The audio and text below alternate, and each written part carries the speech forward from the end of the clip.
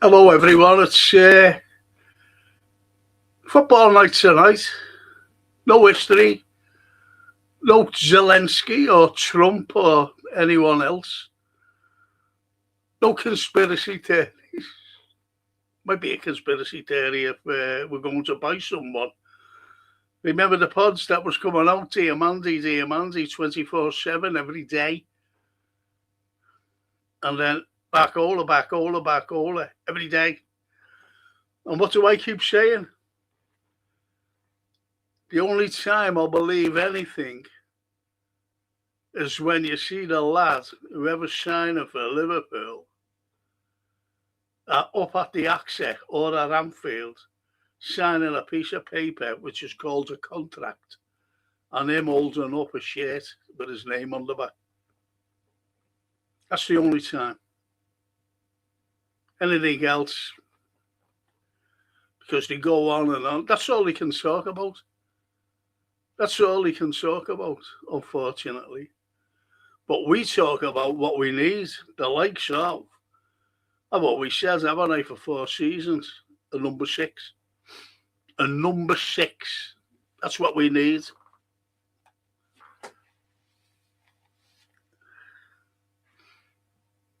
The Scottish Bear. Hi, Frank in chat. Frank spoke to Fozzie the other day. Sometimes we can get communications mixed up. Things can easily be resolved with communication. I told Fozzie to contact you. All good. Oh, thank you. Thank you, Bear. It was good to see you today as well. Really nice. Frank, that was a great show earlier with Fozzie, yourself, and Drifty. Drifty. Good, isn't he? I like that lad. And Dennis Paparak. Oh man, Miss Frank with Fozzie. Yet this afternoon. Well, you were fighting alligators, weren't you, where you live? To be honest, Dennis. Outside your house. My old mate, Steve Malala. Hi, Frank. And Scottish Bear, isn't that nice? That's lovely, that. Good lads is Steve Mulholland, you know. Hi, Dennis Paparak.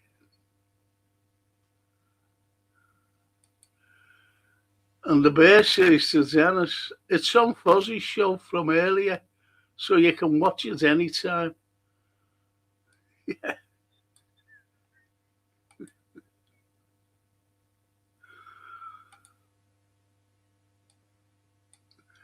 I'm the only one, aren't I, really, who reads out the comments, simply because people take time to comment and they need to be read out. They really do, no matter what podcast they do, whether it's history, whether it's football, we're all reds. So they need to be read out. I don't ask for anything, don't need anything. And there are some great comments, and they need to be read out. Anyway, Dennis Paparak says, I have forgotten that former LFC exec Ian Ayres is now the CEO of Go Away. Miss meeting him by about 5 or 10 minutes. You don't want to meet him. He's horrible, him. I know about him. Ian Ayres. Him and the Northern Irish fella. Should have told you about them when you were here in my home, Dennis. You don't want to know them, mate. Honestly, you don't want to shake their hands. His hands. Anyway, Ian Ayres. I'm telling you now.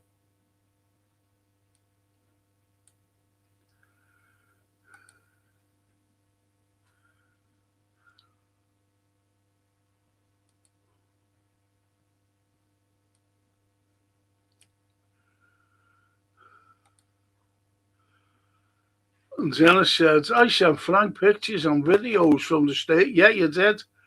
announced that I was just under 25,000 capacity, around 30,100, so approximately 83% full, about 85% for Liverpool. Yeah, Daryl.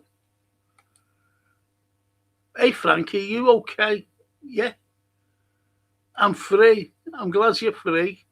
Daryl, you should have got me sooner, mate. You want to listen into some of my shows, you know. I'm not being horrible. And you'll know when I'm going to do a football podcast. And the other fella there, Jason, the producer, he's out. He works. He's with his family as well.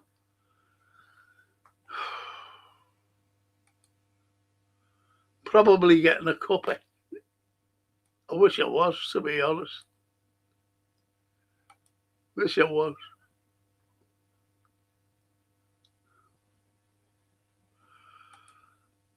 I didn't want John Stones. We need somebody, but he was afraid can't have an ex-Everton player.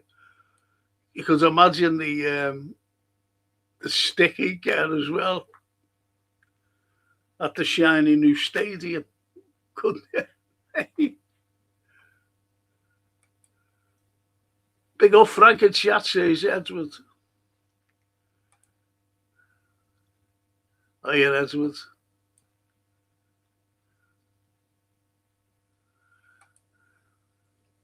Frank, Mr. Hugo boss. I have a Hugo myself.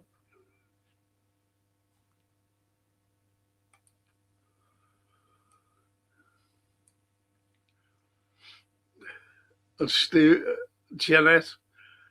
How are you, Frank? I just had more blood taken, to be honest, Janet, today. Fed up with it. That's all it seemed to be given. Show the vampires.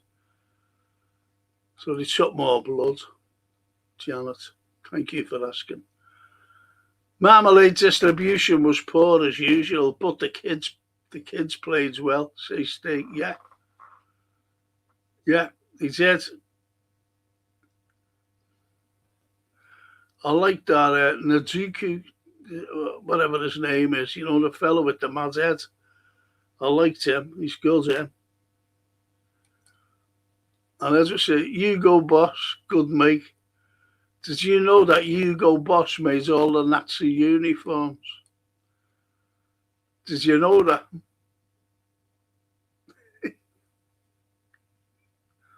Must be a Nazi, mustn't I?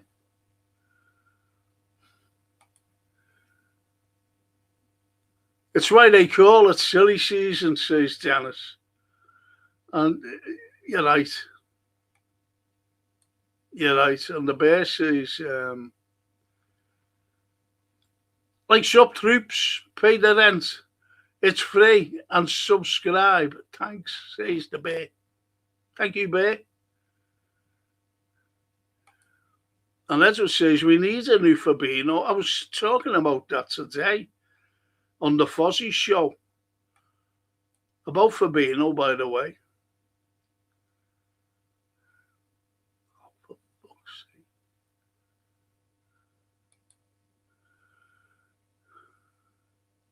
It just came up there. You didn't see it, that they're having problems putting it onto Facebook. You know, the stream that we're doing now. And my old mate Paul Bear. Good evening, Frank and Shaq. Cathy sends her love. Ditto. Ditto to little Cathy. Lovely. Where are you? You're not in Tenerife again, are you? So he's in Tenerife. I wish I was him, though, to me. I wish I could get to Tenerife. Or lovely Italy. That's where I just want to go. And as I say, Frimpong is really bad. Not good enough for us. Funny enough, talking about him today on the Fozzie show, Frimpong, because he asked. Fozzie asked, and he asked that Drifty lad. And I agreed with Drifty, it's just not good enough. Toscana, I got that. I got the paper, the Keegan paper. Smashing. Because when I was seeing my letterboxes downstairs, it's not like just putting through the letterbox in the door. I have to go all the way downstairs and open it up. And there it was. Thank you so much. Thank you. And she says, Buonasera, Franco and Reds. Hope you're all well.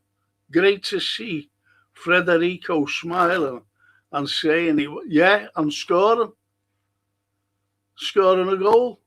Cracking goal as well.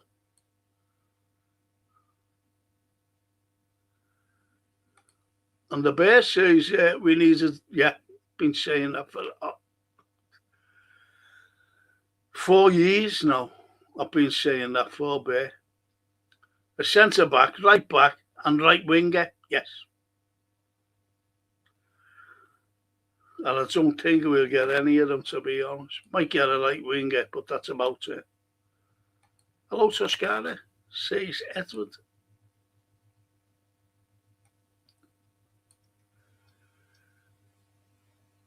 And Dennis says, I would have called you for bail money, Frank.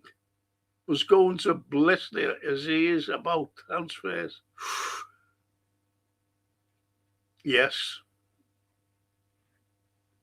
Gone. And Paul says, not sure on current season, but got a good feeling about it. I think we're all behind, well, after the Dutch cheese fella, we're all behind this Iriola, to be honest.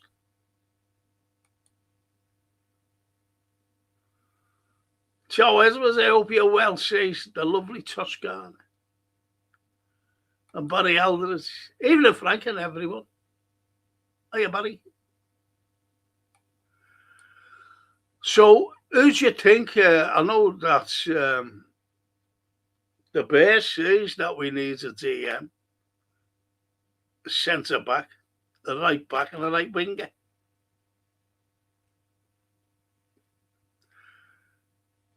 Point is, how many players do you think will come in?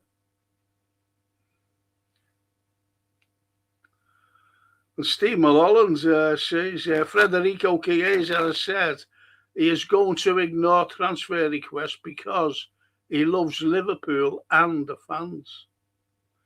Well, I told you, I seen a video of him when there was rumours that he was coming here, and he was saying to his wife, he said, look at this. And he showed her the Barcelona game. He said, look at them. Fancy playing in front of them. And he couldn't wait. And look what happened to him under the Dutch cheese fella, the fraud. It was shocking how he treated him. And don't forget, I'm not just talking about Federico either, because he treated Gerald Quansah abysmally. Terrible. And sold him. And look at him now playing for England. Homegrown. Been here since he was a kid. Thanks, Toscana, to you too, says Edward.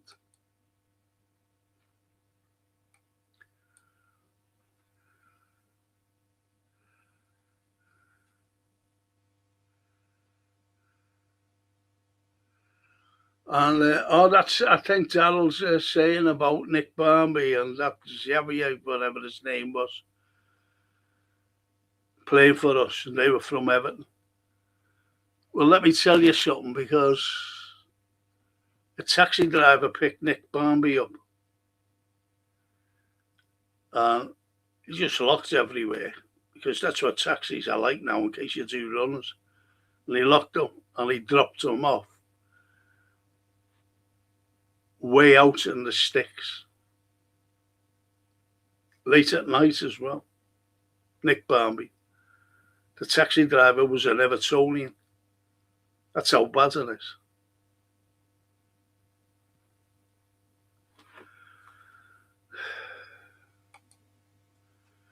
Buonasera, Franco, and all. I hope everybody's well, says the lovely Bella. Buonasera, Bella.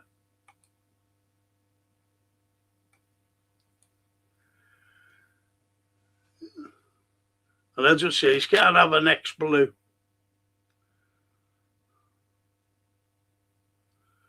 And Paul says, just gone off on Facebook, sorry. Yeah, it's the way it is, Paul. No troll and blue noses tonight, please, says Darryl. Yes, Darryl. Good shout. And Ali, all the way from Romania. Good evening. Evening, Ali. And Francine, she says, I have a good feeling and I think we will buy. Well, I think Barcola, when I was on that pod today, Drifty says, why don't we just pay? What's all the message? Just pay it. Got the money. Just pay it. And he was right. Let him get with the players pre-season.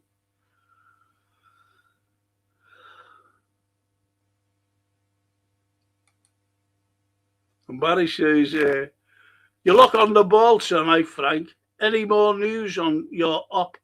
Still waiting. I think I'll get it on the 1st of August. You know, to go in. You know, the date to go in, that is, to be honest, Barry.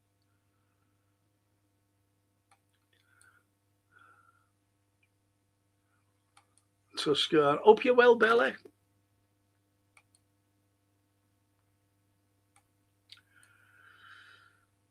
And Dennis says the tempo was good up until the opening goal, then seemingly fell back into the bad habits. Highlighted by Sunderland's second goal, the wholesale changes for the second half paid off. Yeah. Well, that's when Szoboszlai came on. He just ran it. He was good, Szoboszlai, telling them what to do, where to go, everything. So, yeah, you're right. Not yet. That's Tenerife. See, it's not like, no, I'm not going. It's not yet. So he's going.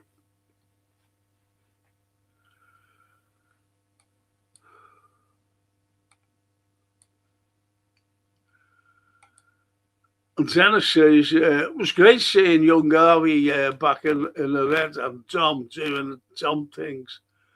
Future captain in the making. Rio ran and worked hard, but sometimes tried too hard. Yeah, he did. He took too many, twirlies and little tricks with his foot over the ball. Just get taken off him. But he's learning. Don't forget, he's only learning his trade as young Inga Moa.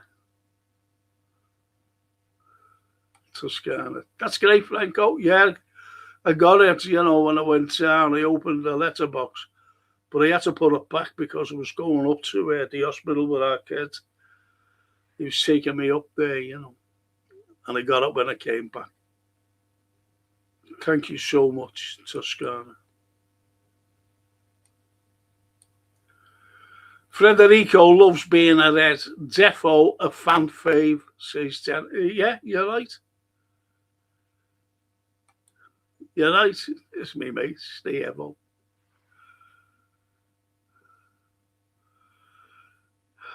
Says it as it is, Evo. Stay. Not believing we signed or about to sign anyone until they are actually signed. Being honest. Exactly. That's what I said before, Stay. That's what we're like. And Bella says Federico Chiesa stated that he wants to stay at Liverpool, saying, I love the club, love the fans, love everything. What more can you say? And if I would have been fit enough, I would have got hold of the club, sent him a letter or whatever, and said, tell him, if he wants to see where Little Italy was here in Liverpool, where our family grew up, when they came over, I'd show him Little Italy. We had a Little Italy, but that's political, and why it went, very political.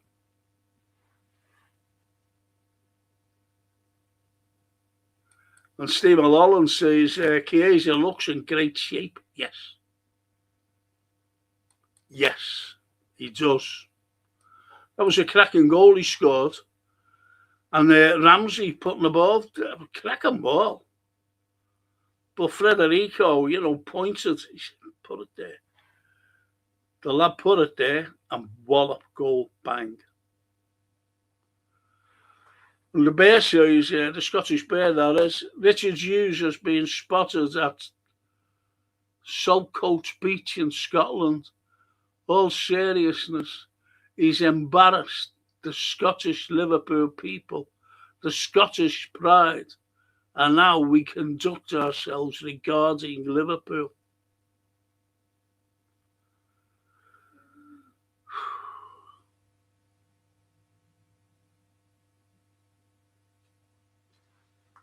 Well, you know what he's like, he's a phony, Hughes. He's a phony bear. He really is. Sooner he goes, the better.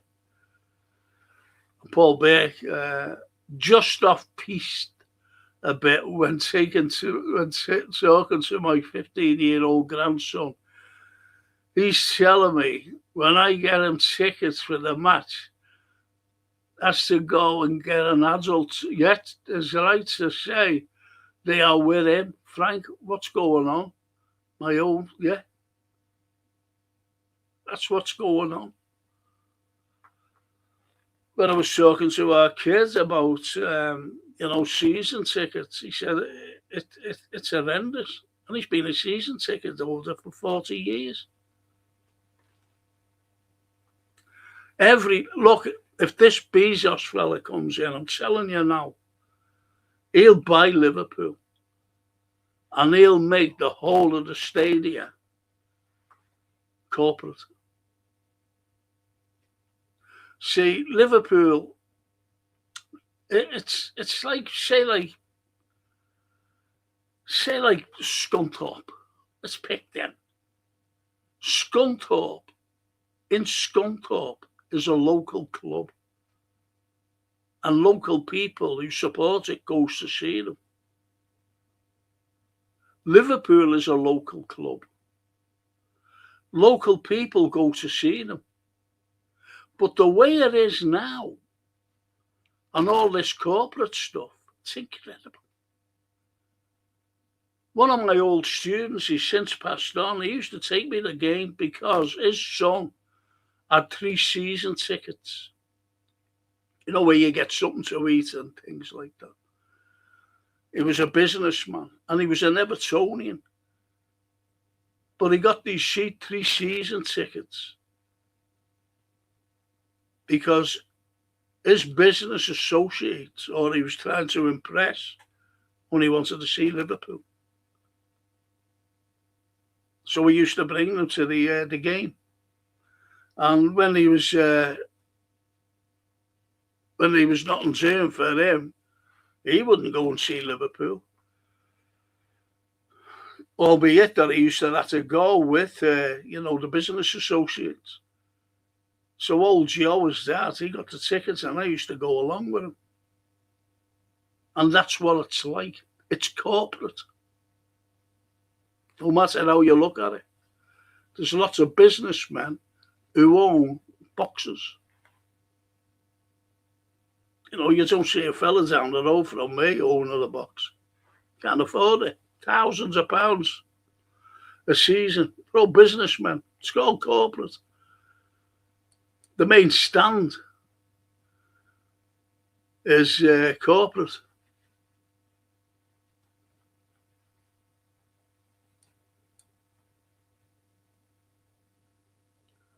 And Paul Burke says, I'll have to be going on my own.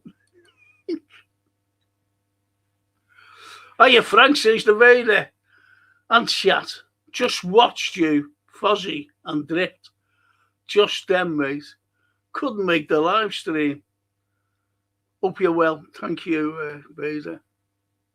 Thank you. I'm okay.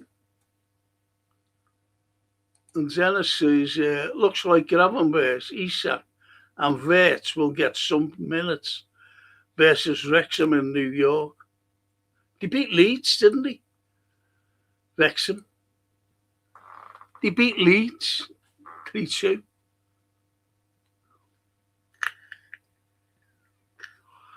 Little Lindsay. Even in Frank and all the Reds. Hey, Lindsay.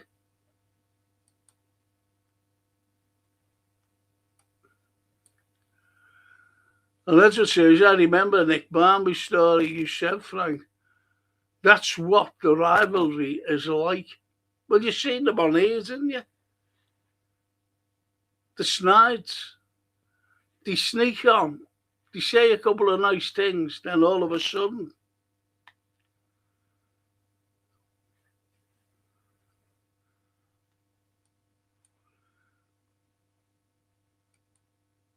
And stay Evo. Ian Ayres was a waste of space. Yeah, he calls us customers, didn't he? Stay. Ian Ayres calls us customers. Shows you what he knows. And Bella to Toscana. Yeah, I'm okay. How are you and your family?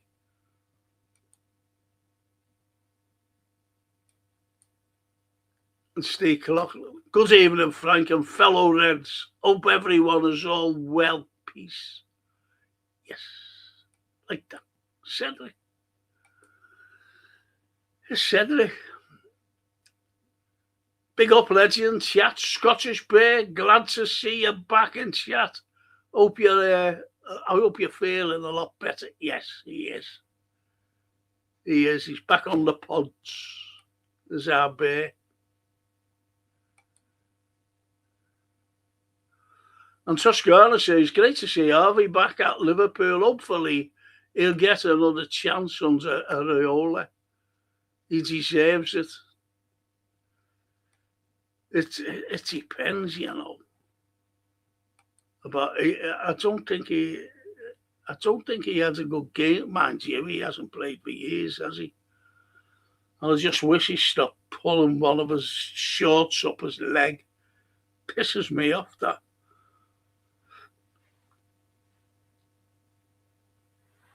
And Stephen Glockland says,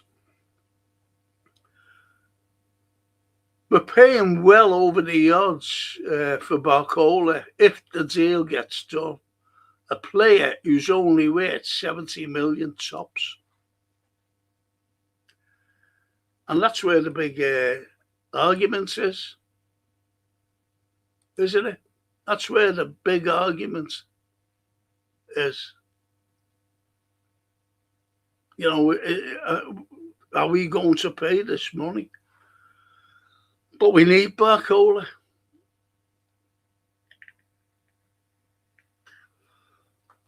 We should have got Kvaratskhelia a couple of years ago when I said about him. Kvaratskhelia, brilliant player. Hi, Scottish Bear. Glad you're back. Hope you're well, says lovely Bella. It's good to see the bear back, though, isn't it? Good to see the bear back. Sounds like a horse, doesn't it? Don't put a saddle on. I'm going to ride a bear back. And Stephen says Henderson to lose his legendary status if he signs on the dotted line for Chelsea.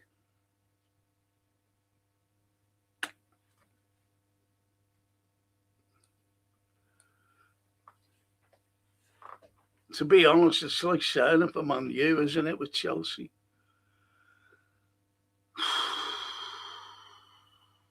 And as I say, Stephen, I agree, Henderson will lose his status. He was captain as well. Yep.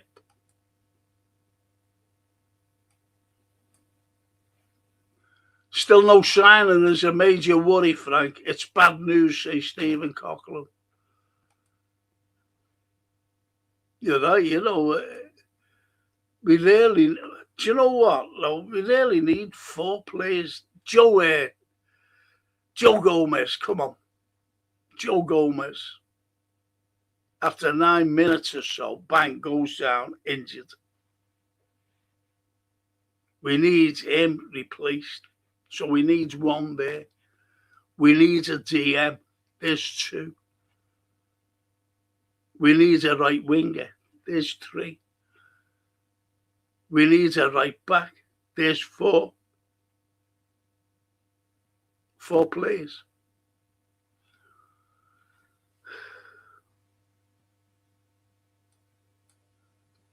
And just imagine, I was looking, as you know, I go on different channels. And I was on a couple of Italian ones last week. Yeah, last Friday, I think. And there was a thing out about Alisson for 15.5 million euros.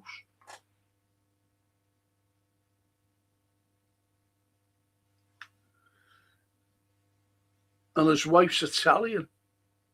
But you don't hear that, do you, in the papers here? So we need a goalkeeper as well.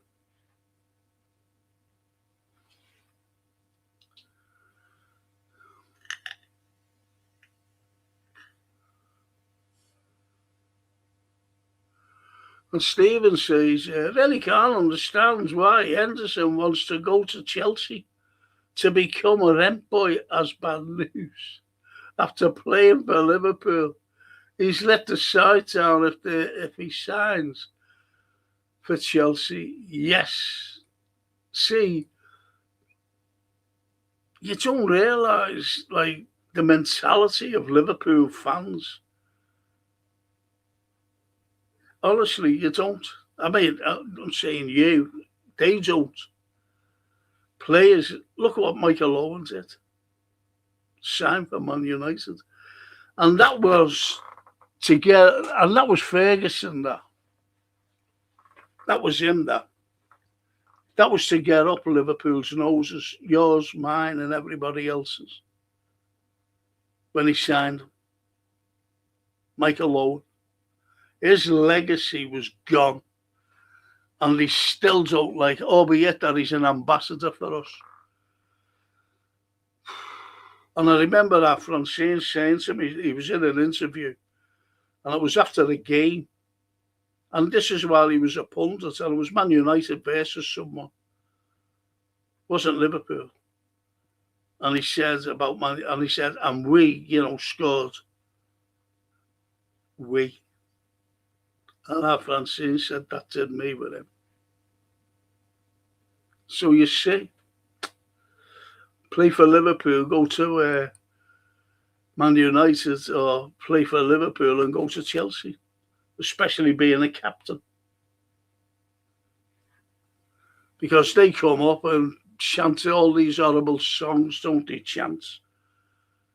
And I always remember the first time they used to wave £10 notes and sing Sign On.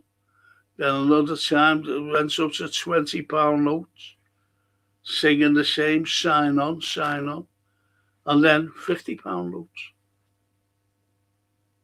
That's how vile they are.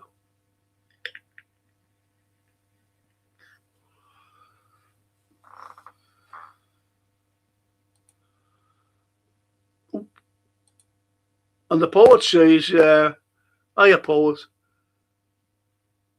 Season tickets shouldn't exist on principle. The unfortunate thing is they've existed for years. As I said, Paul, it's our kids been one for 40 years. But he understands what you're saying. Could you imagine if there'd be no season tickets, how many people would be able to get in the game who can't get in?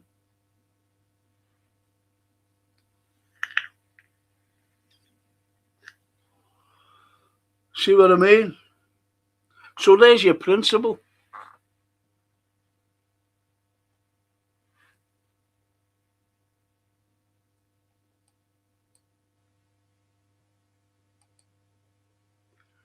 And Stephen says football clubs take the biscuit over their valuation of players these days after City sign Anderson. I wanted that lad. I wanted Anderson. I think he's a very good player, to be honest.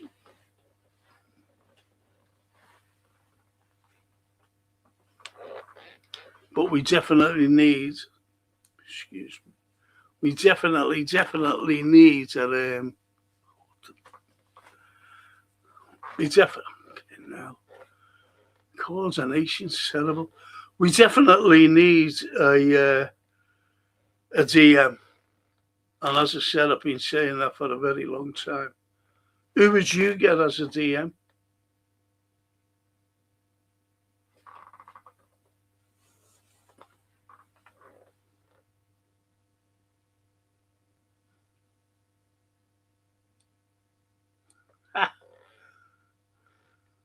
It's the Woodmaster. Hiya, Frank. Bugger, I missed the beginning again. I'll catch up.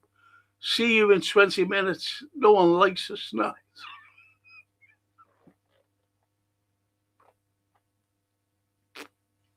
There you go.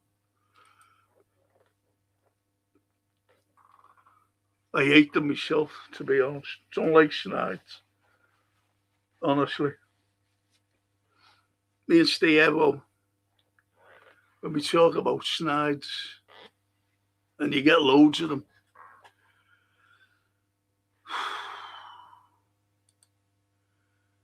Great stuff, Bella, says the bear.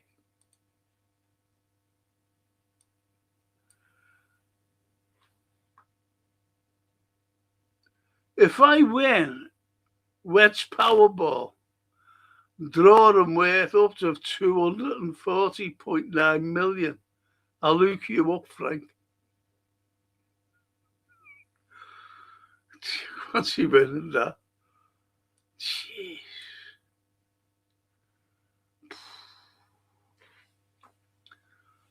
Wouldn't mind being hooked up there.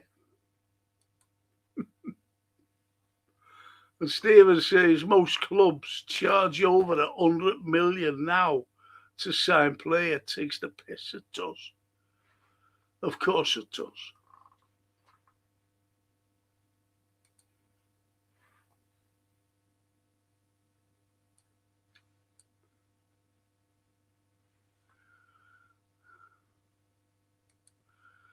That's a good shout, that, Barry. I hope Leone and Jacquet realise their potential under Iraola. Yeah, you're spot on there. I like Leone, Giovanni Leone. I really like him. I think he's a cracking player. Big lad as well. And yeah, let's hope that he's okay this season. Because he's training with them, isn't he? At least he's getting some minutes training. Whereas this time last year, he was hospitalised, unfortunately. But he's on the road to recovery. And let's hope that he does fulfil his potential. Because I think he's great.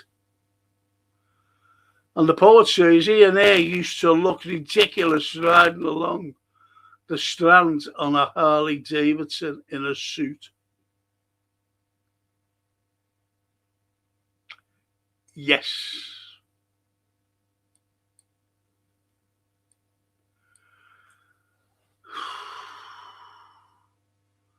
Never trust a fella with a suit on driving a motorbike, whether it's Harley Davidson or a Suzuki or any other. Woodman should be our second choice goalkeeper, says Steve Mulholland. I don't know, mind you, people don't like Mamadashvili, do they? It's just sad. Stephen, Mo Salah deal with Besiktas has fell through apparently. Does anyone have Mo back to see how he'd play under Areola? All right, Cedric, lad, says the master.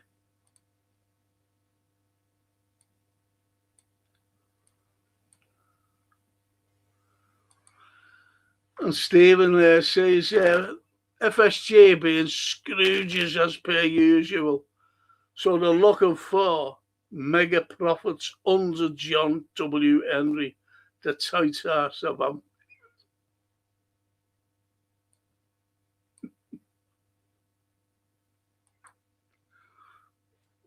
Well said, Steve.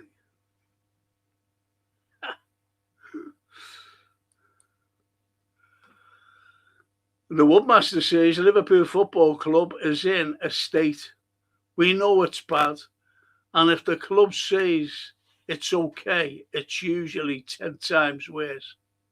Yes, totally agree.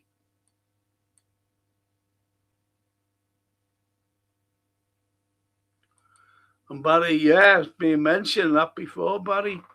Henderson going to Chelsea is like Owen going to United. Yeah, it was mentioned before, to be honest, Barry. So you're right there.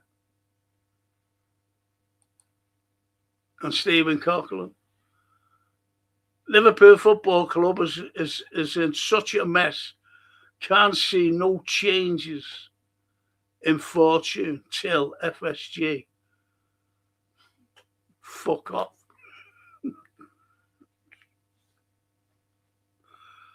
Not like go. Not like that. Until FSG go. He says it as it is until they fuck off. It's not me swearing, it's him.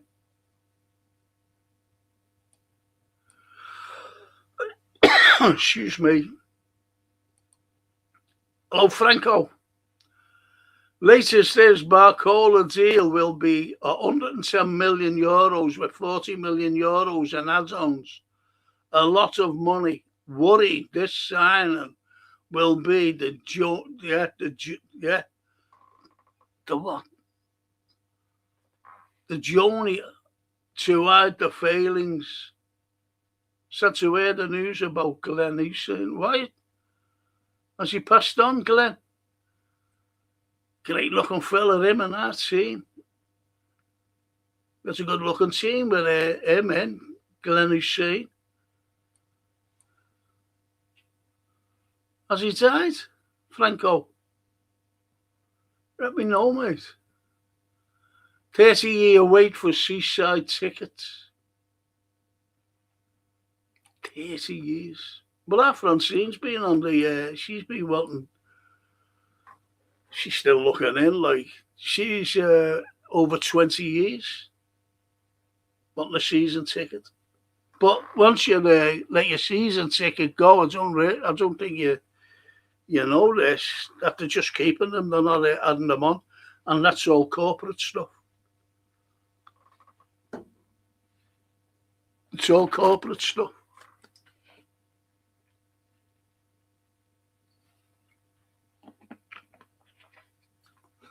That's who your football stadiums will be full of. Could you imagine the atmosphere? Because they don't say anything anyway. And the poet says the defence is a disaster waiting to happen. Virgil is 35. Joe G is made of glass. Leone won't be back for months, and even then, who hits the ground running after the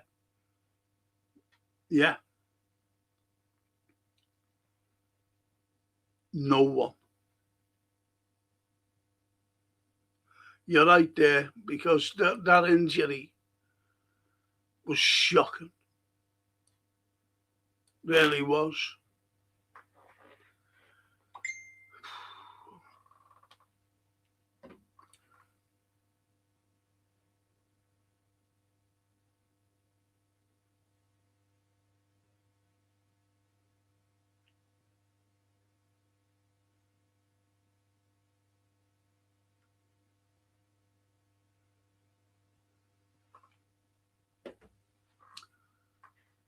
But you're right there, Edwards.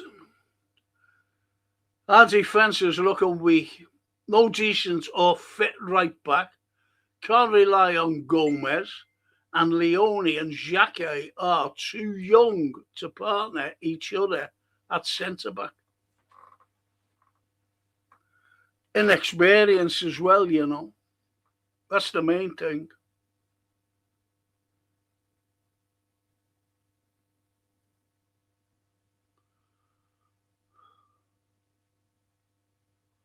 That's the main thing.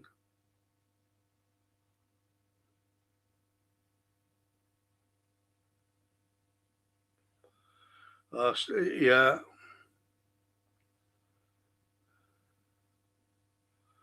Just let me get hold of this.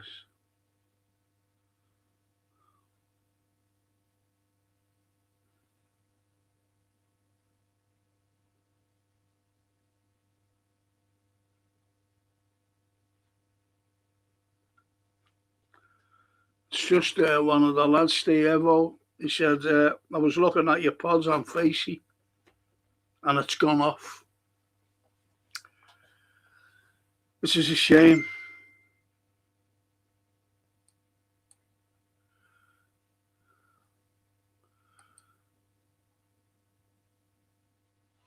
$30-year wait for season tickets, say Stephen. Yeah, you're right. You're right.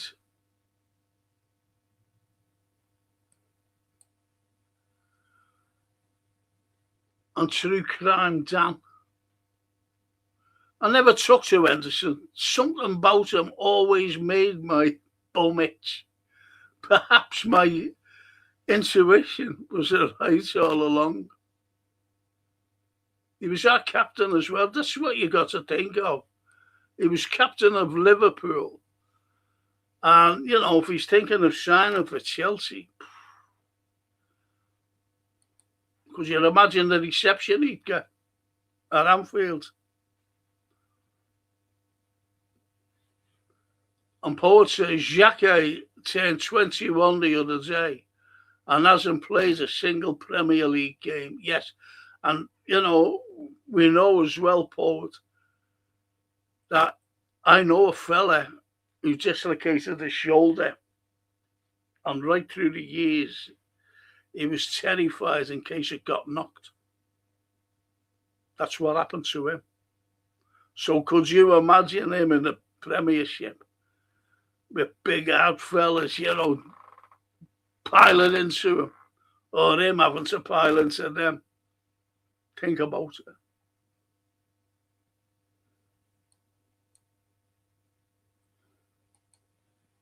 But you're so right about it. He hasn't played.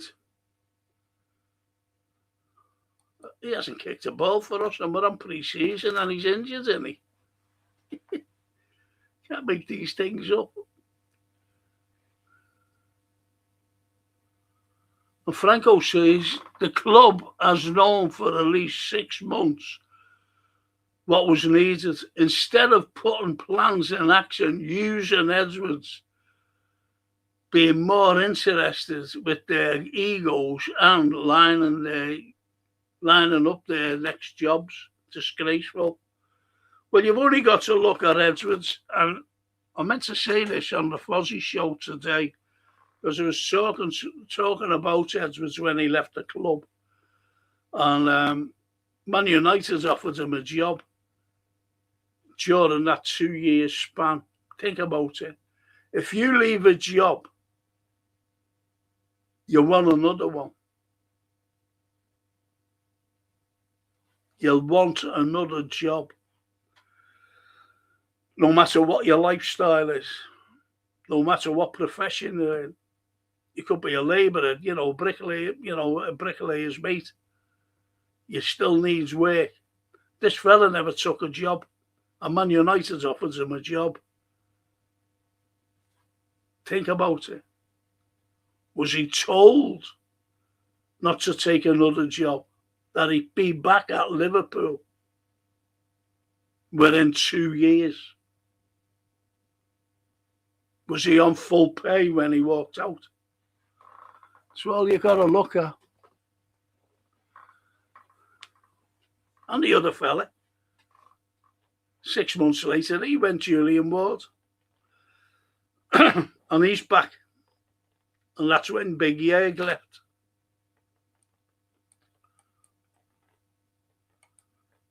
And the Woodmaster says LFC, most corporate club in the country, giving 25% of tickets to corporate clots.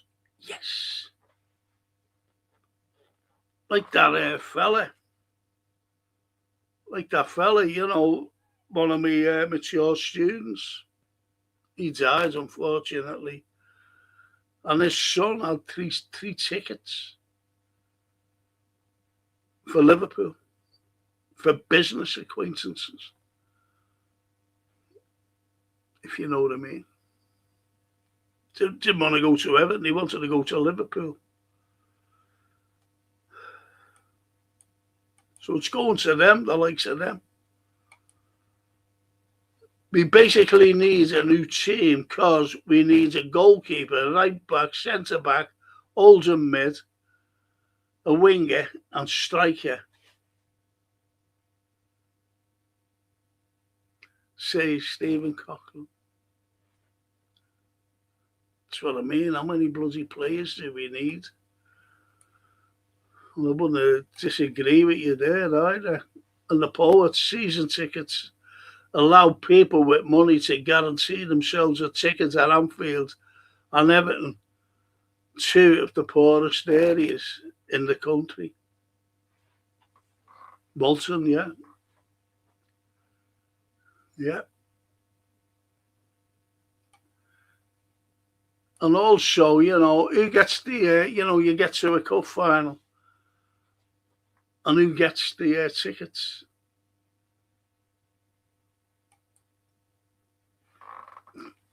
When you think about it. Frank, did you ever go to the Art of the Terraces exhibition in the Walker Art Gallery? No, I didn't. No, I didn't. I didn't, to be honest, Steve. And you know me about art as well. I love me art, but no.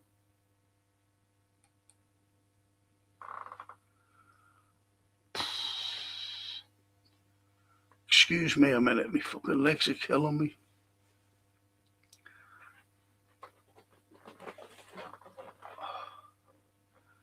Legs are killing me,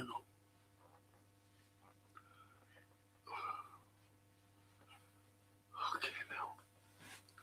Do you know what? I'm going to fasten this up button. Keeps going all over the place.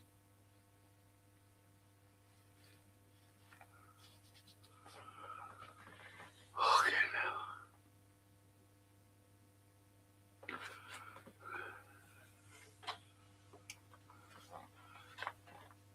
And Franco says, would a takeover involving Jeff Bezos, if it came off, be a bad thing?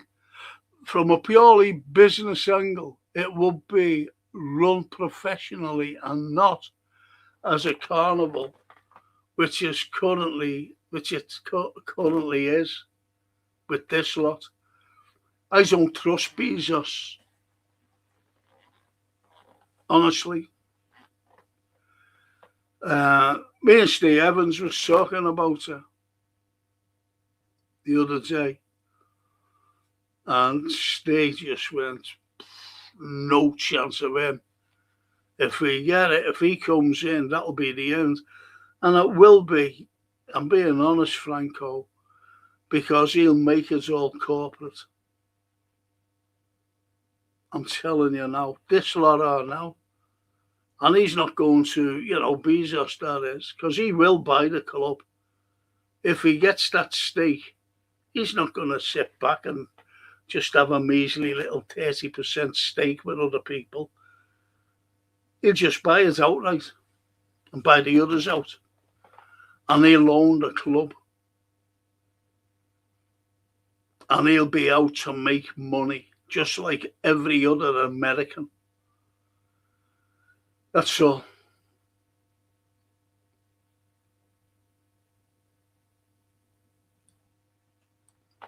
That's all, Franco, mate. And Stephen says, Freddie Woodman ain't good enough for Liverpool, so he's just not good enough for Liverpool. That's it. No, he isn't.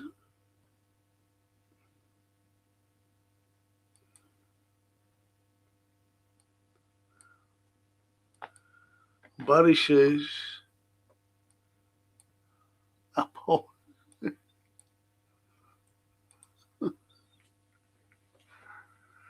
if we don't get Mo and we are not getting rid of Gapco, then Rio has to take the right wing.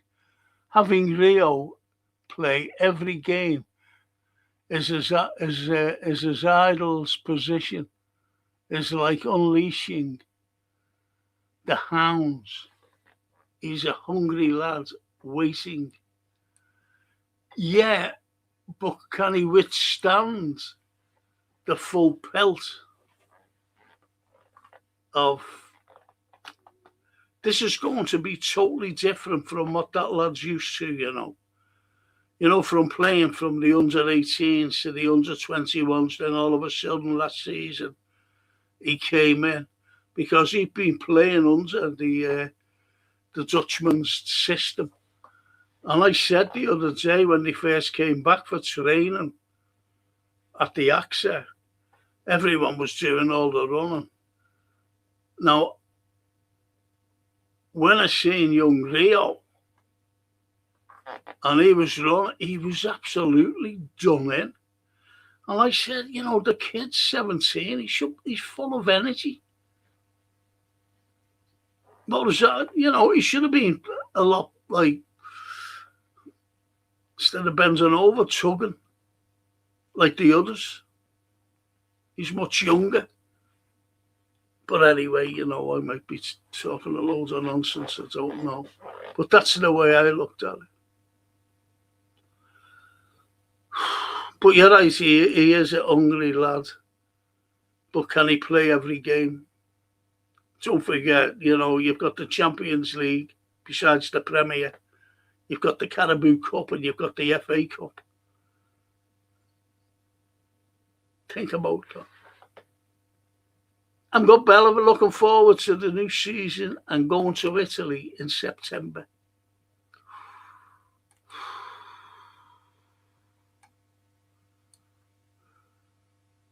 Barry says, poets, you may be right about Leone, but if he's going to get a serious ACL injury, I hope his age will get him through, unlike Virgil, arguably. But he was out as long as longer. Virgil was back the next season, wasn't he?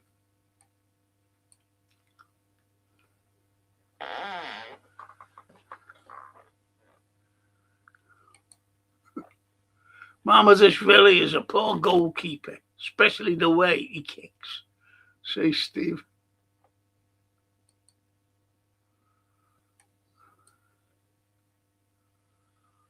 Go away. Franco.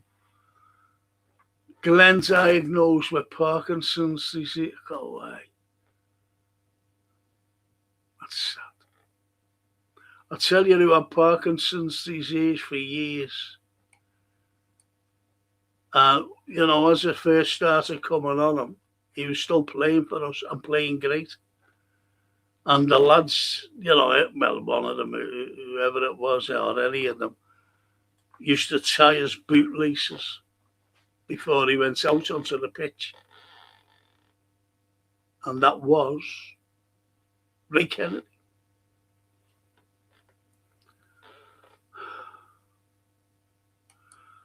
And Stephen says, love Glennie saying he was boss back in the day. The Swedish star. Yeah, he was brilliant. Good looking fella as well. Glenn Hussein. Glenn Hussein is being said, oh, that's shocking, that state. It really is. Fucking hell, it's this fucking shit.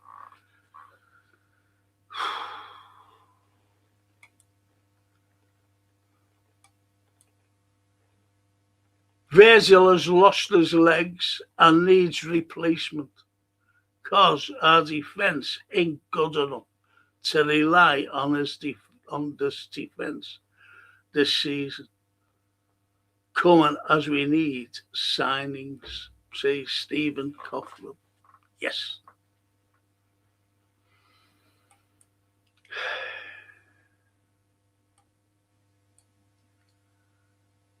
It's funny, isn't it, without Mo Salah every season? Mo was there, wasn't he?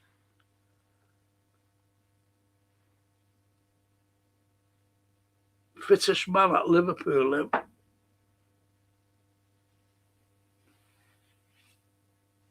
Fittest man.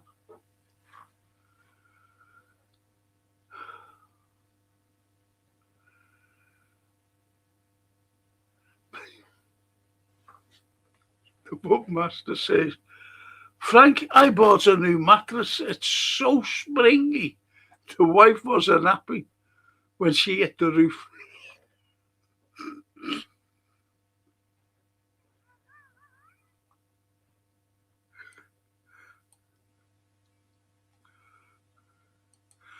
I was watching, you know, when you get on YouTube and, you know, like accidents and funny things and that. And there was a trampoline, you know, in someone's garden. And this fella, you know, he jumps on it. He fucking, I don't know where the fella was saying, he's bouncing up and down. And I'm talking about a man. He was bouncing up and down, but it never had a net around or anything like that. It was just like there and on the back ends of the garden. And he went right over the fence. He had landed awkward and went over the. I've never seen him getting up like that. Never seen any of that. Just went off. Right over the fence he went.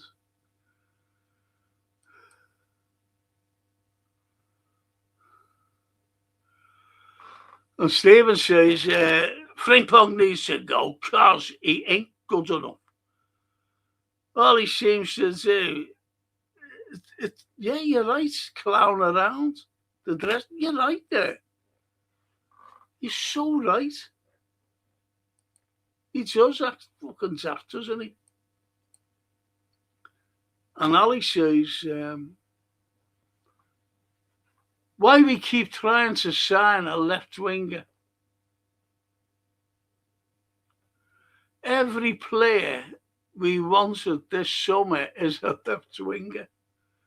Now Barcola as well. And we need a right winger, a centre back, right back, and a DM. Yeah.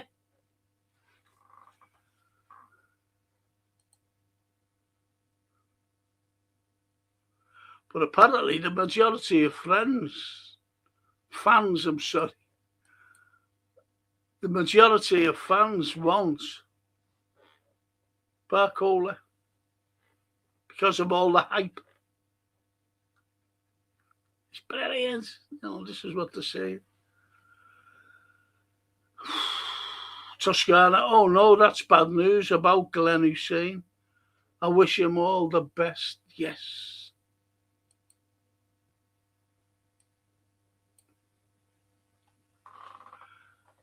And Stephen, Xhaka and Leone will never be the same players after their injuries, along with Ekitike.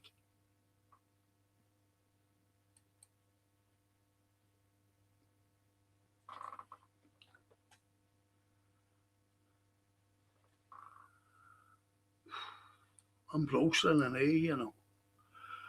Bradley out for another year. Oh no, Bradley out for the year and is injury prone. Says, yes, you're right. I think he's great as well. He would have been great for us, Bradley. Great player, great tackler, great everything. I could hit a ball. Great runner up the wing. Great getting back. Barry says, when I joined the gym, I asked the instructor if he could teach me how to do the splits. He asked, how flexible are you? I replied, I can't sit my shoes.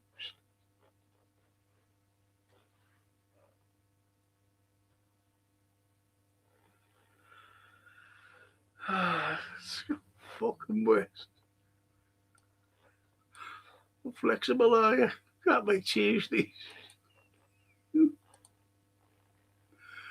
Henderson will become another Judas by signing for Chelsea, says Stephen. Yeah. And Franco says, I worry for this new manager, Iliola. The squad is being stripped to the bone. White contracts being wound down. No strategy, no plans, no depth. Now, Sporting director leaving club basically up for sale. Worrying, yep.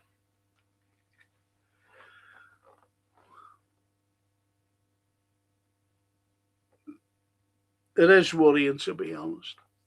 But I said before all this broke, didn't I? That they'll end up selling simply because of the economic situation that's going to explode. I'm telling you now. Because you've got the Middle East, you've got all the oil producers. And did you hear what Trump said? They're stealing. I don't care what anyone says. They're fucking stealing the Venezuelan oil. And he came out only before or yesterday and said, we're going to take the Iranian oil. This is what America are like. You've got the Hormuz Straits gone. You can't get out any oil. It's just that bad. That's why I said that the likes of the Wall Street phonies like John Henry, they're all insider information. And I said that, I never said that like the insider information or anything. But these are Wall Street people. And they know a bad thing when they see it. And an imminent war, because you have Zelensky now attacking Iran and Iraq. And they've also damaged the ship, haven't they? A tanker, an oil tanker belonging to Kazakhstan. What's he trying to start? There's World War because his country is finished. It's landlocked. It's gone. It's finished.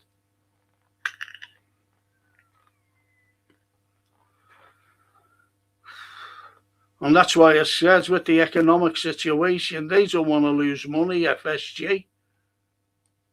And they'll just cash in. I'm telling you now, they'll just cash in. If anybody knows about politics and the economy. Stephen Coughlin, no loyalty in the game now. The game is dead. It's the outfield door. All right, Frankie, lads, and chat. It's all in for me. I'm going to get drunk.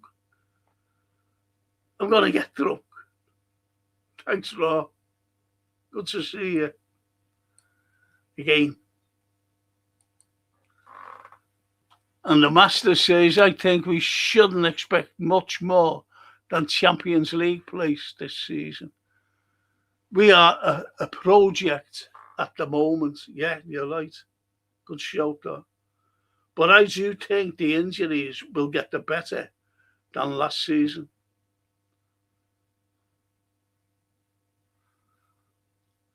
Point is, you see, with it being a project, because you've got a new manager, you've got a new fella coming. And if he doesn't win, I'm not being funny when I say this, because what I found out about Liverpool fans, I'm not saying you or me or anybody else, but you do have fans who are very fickle. And they'll go on about the Dutch cheese fella if he doesn't win the league. He won us the league. And he didn't. It was Mo Salah that won us the league. So when you look at the summer before,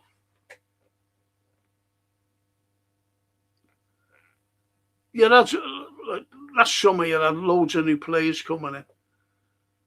Then look who's gone from Trent, right through Diaz, Nunes, all these young kids. I liked that little Doak, Ben Doak. I thought he was a cracking little player. Gone. Gerald Quansah, I thought he was brilliant, that lad. Gone. And that was to buy players. The likes of Verts, Kirkers. So, you see, we've always been a sell-to-buy club. But he got rid of our youngsters. He got rid of our youngsters. And they were good youngsters. Wharton, for example. Great.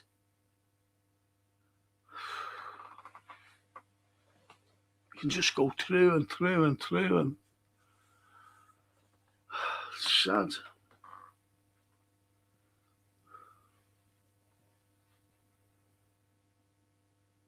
And we've always had a thin squad. For years we've had a thin squad under this lot, FSG.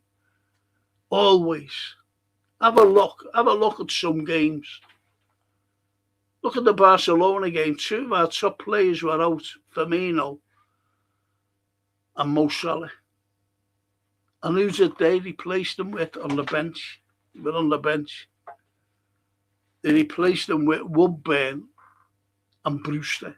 Where are they? They're youngsters. And I always remember fans saying about those two, oh, they're going to be great. They're going to future, they're going to be world class and all this. When you got to ask yourself, where are they? Where are these world class youngsters? Because they're not at Liverpool. And Stephen says the fan card scheme a robbery from the club itself. Yeah. That poor Francine has to do that as well. Even in Raw says Barry Eldridge.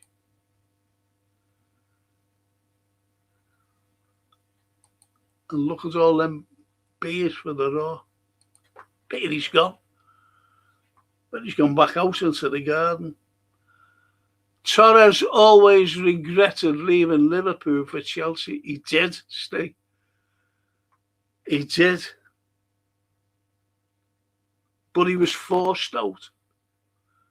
So we could buy Andy Carroll. Think about that. Where's it the other 20 million go? He was sold for 50. Bought Andy Carroll for 30. Where's it the other 20 go? Remember when we were buying we wanted to buy Fekir and we were fucked off over it by FSG because they said, didn't they, all that money, that millions is going to buy a keeper you want. So all that money sat in the bank. Who got the profits from it?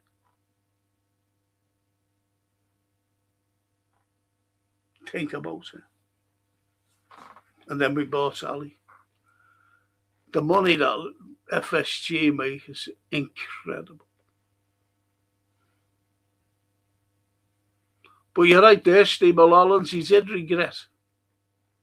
But as I said, he was forced out, unfortunately.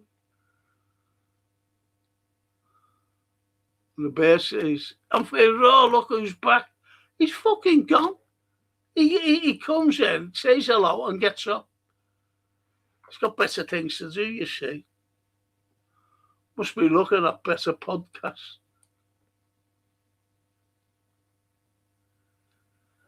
And Barry says, Bear, not seen you for ages, mate. You okay?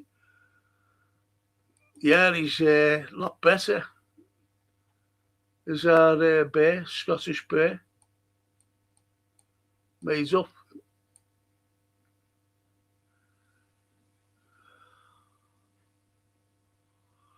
And the Woodmaster says, did you hear FIFA are selling up to a Trump-led business headed by Infantino instead of FIFA?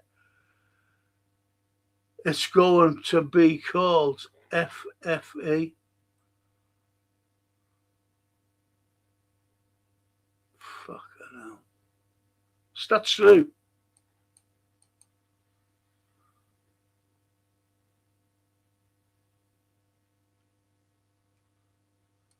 Kicking on, Barry, kicking on. Good man, Bear. Hang on a minute. Let me get this back to Phil.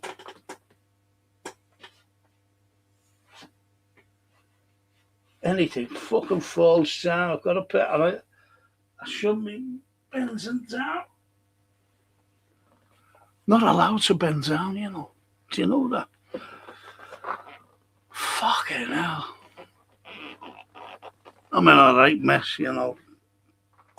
Health-wise.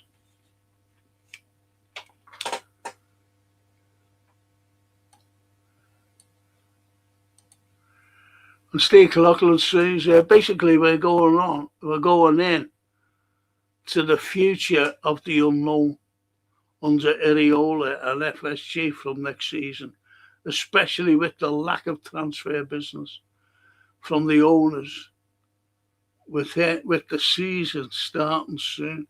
It starts in 18 days.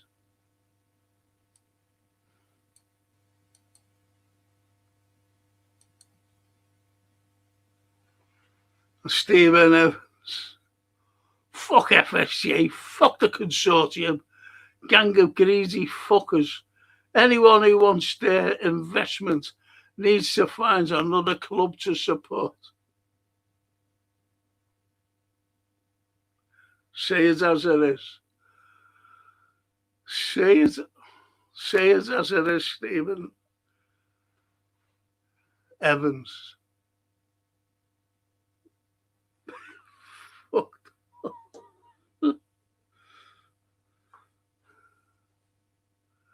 And you know what? You'll get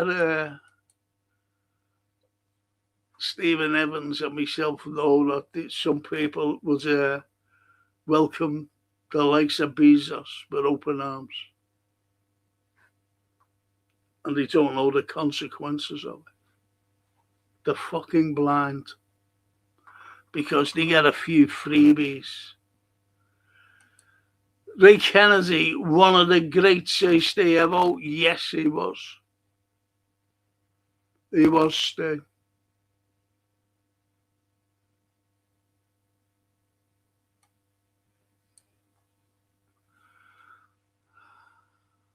And Bella says, Franco, got to go. This poem is for you, for all of you Reds. Through every song, through every doubt and pride, they bleed pure red side by side. On Franco's show, their voices roar, true Reds forever, to the core. How about that? What time was that? 8:24. I'll get Jason to get that off. Thank you. Thank you so much, Bella. Wonderful stuff. On True Crime, Dan says, I'm excited this season with new manager, but I'm worried about the off-the-pitch stuff. Anfield felt like it was on life support last season. This club should be for us, not for the elite. Yes. Great comment. It is. That's what I said before. True Crime Dan. It's a local club. And the locals are being forced out. I'm telling you now. Stephen Cochran says, would love a return of Salah. He could still do a job for us, as he still has bags of quality. Well, he ruined him last season. And I tell you what surprised me as well, never forget, when he called the Dutch fella out, Dutch cheese fella, Steven Gerrard, Stevie, called him out. He says he should apologise.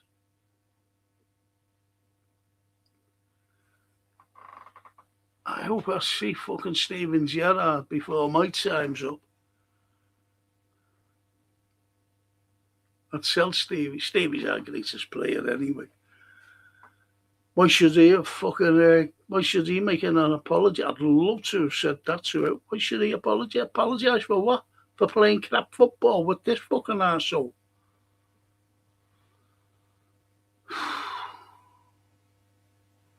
Franco. Yes, I met Red Kennedy when he was promoting his book, Ray of. I remember getting my copy signed and walking out of the shop, in tears. By then, the Parkinson's had taken it all. That was, yeah. Because what we see is Ray Kennedy in full flight, didn't we? Not like what you're seeing him.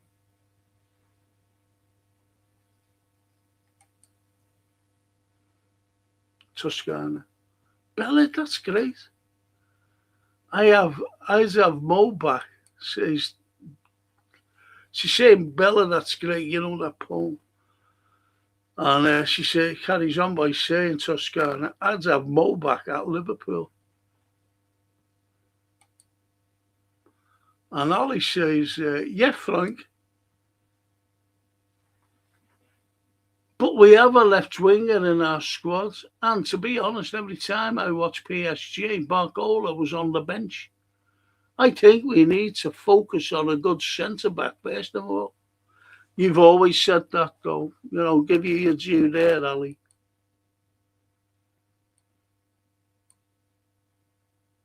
I agree, says the master with Ali. Centre-back or GM and goalkeeper before we look at anything. Even John Stones looks a decent cheap buy. He's a free, isn't he? Free agent. Stones. Excuse me.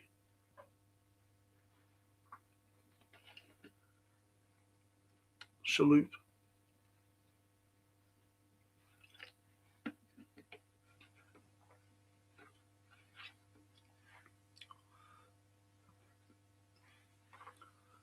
And Stephen Coughlin. Glasgow didn't sign the Ivory Coast player who's off to Real Madrid.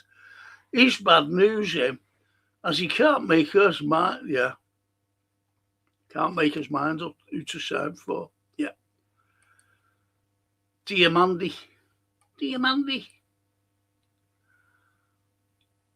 And the Woodmaster says, I know he was a toffee, but there isn't much out there. It's bare bones for all to see.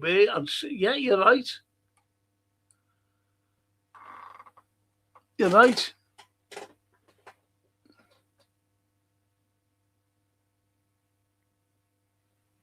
And Steven says, we definitely dodged a bullet not signing Diamandi from Leipzig.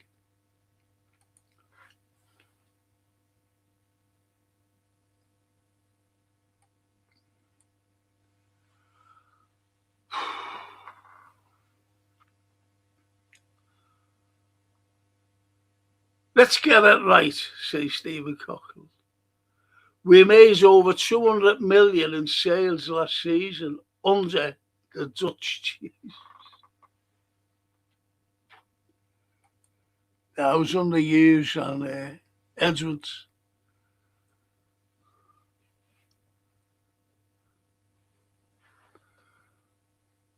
And Alec, what's your opinion about these crazy prices football, Franco? Prices are going up and everything become more extensive. It's not fair for the fans. Fans carry any sport. You're so right there, believe it or not. You're so right, Ali.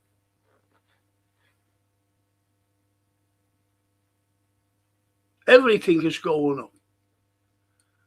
Even the ticket prices. Fucking hell.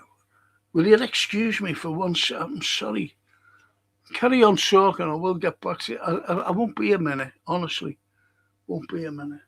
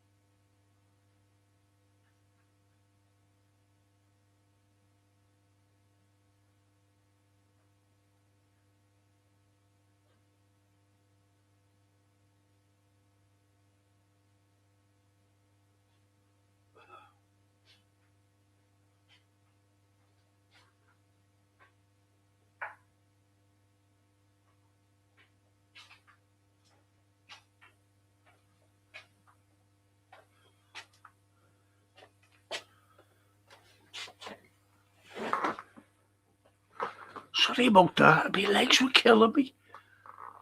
All of a sudden. My left knee now, it's starting to click. And I think it's through, the break in my neck. Believe it or not. And it started to really ache then. So we had to stretch it a little.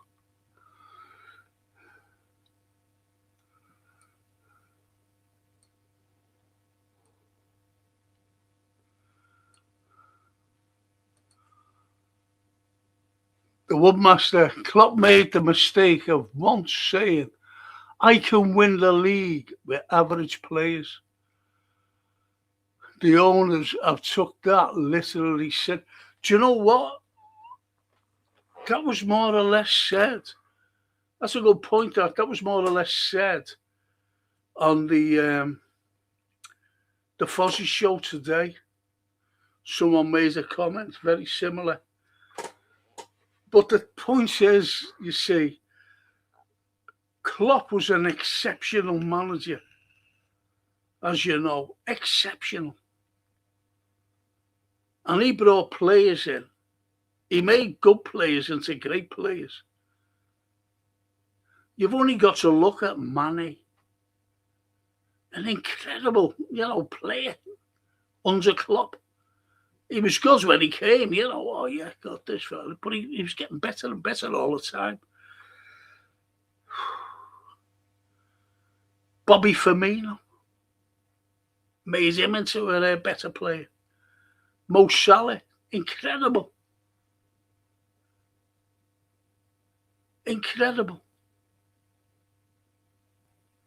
I think he made Alisson as well into a better keeper than what he was.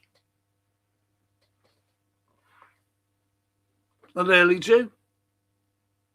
So you see, and they did look at that. You're right, Webmaster. They looked at that and went, "He don't need any more players," and that's the way they took it. But why they wanted him to go, and I'm being honest here, was he held the power over the fans, the Jurgen Klopp. Everybody loved him. Everyone. Even supporters who didn't support us, they liked him.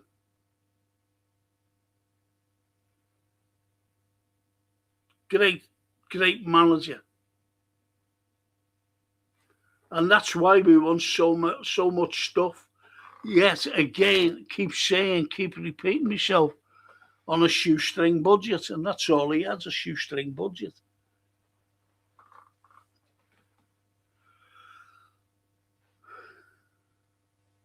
And that's how good he was.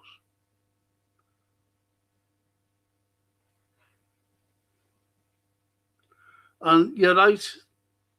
But what did the owners do at the beginning of last summer? All that money they gave for the new coach.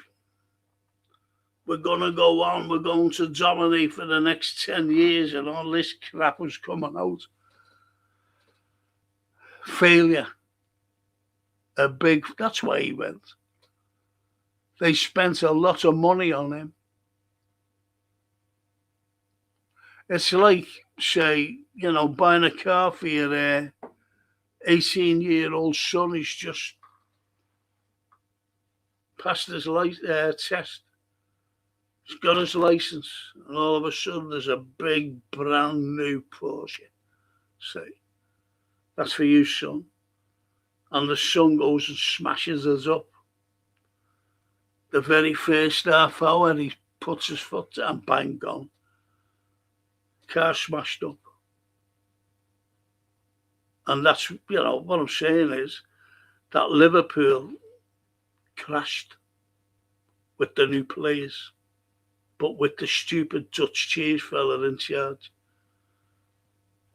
He thought that he could play like PSG, forgetting our own style of play. Bringing in his new system. And FSG must have thought, yeah, with these new players we can go and dominate. No, we weren't going to dominate, and it was proved. But now, I think they will buy, but I don't think they'll buy more than 2 players, to be honest. Not with the inflated prices anyway.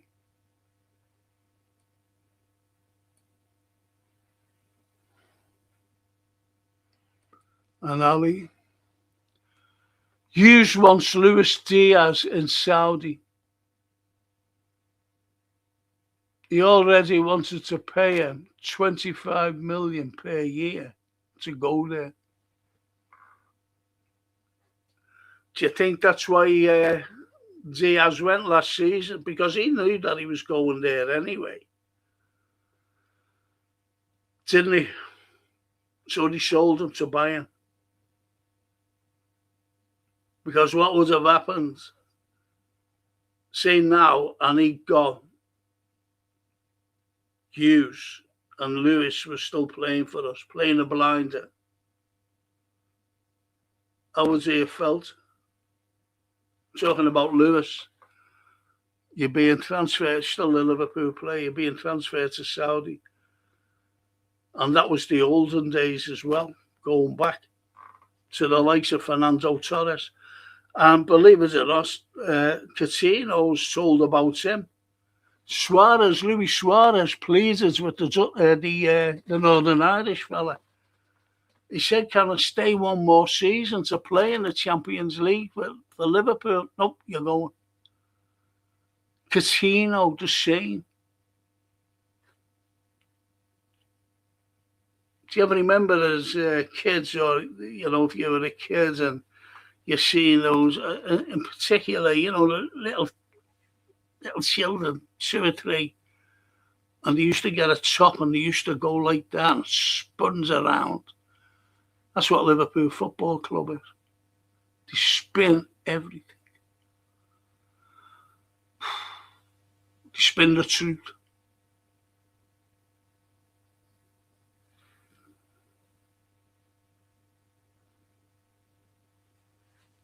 And Leo Tolstoy said, didn't he, once, history would be a wonderful thing if it was true. That applies to Liverpool.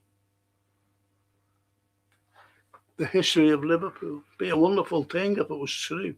With all the spin, I'm talking about modern day here.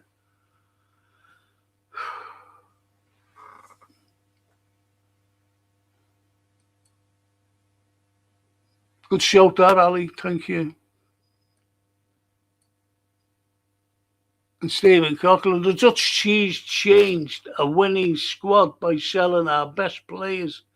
He was such a fraud, was the Dutch cheese fella, the cross-eyed monster. Yeah, he just smashed it up, didn't he? Because when you just have a look at under Klopp, Nunes and Diaz.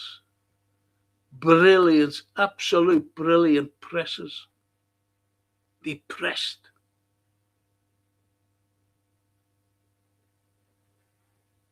And even, you'd have the likes of Jurgen Klopp. And this is my opinion. He would have stayed, he'd still be manager today. I'm telling you now, if Edwards wouldn't have come back. And also what you've got to look at is backroom staff. They would have still, we had a great backroom staff with them. Really good.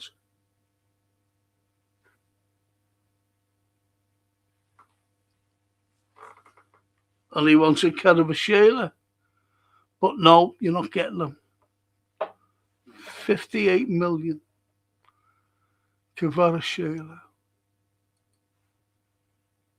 All right, all lads. He's gone. He's gone, Vader.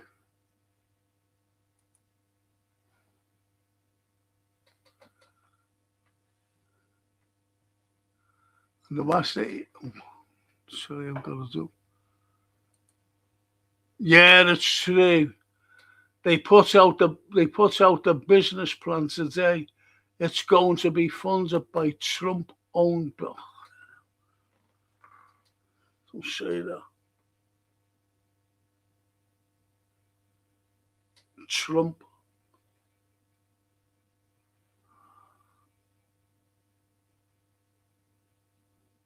Can't get over that, what you just said.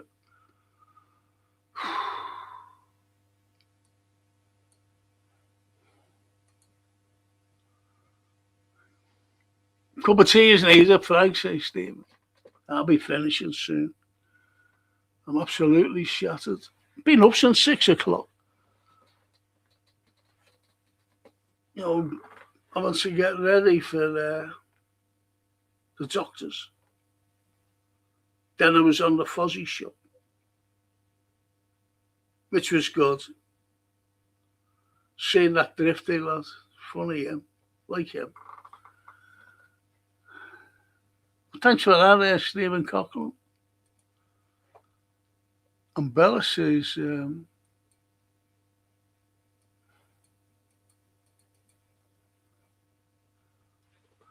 Fenway Sports Group bought Liverpool for 300 million. That's $477 million in 2010. Today, the club will be worth around 24. Worth around six. I'm sorry. Sorry. Let's go with it. From my sports group bought Liverpool for 300 million. That's 477 million euro dollars.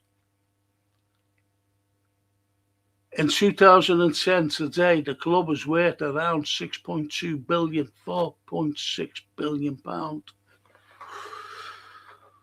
Think about that.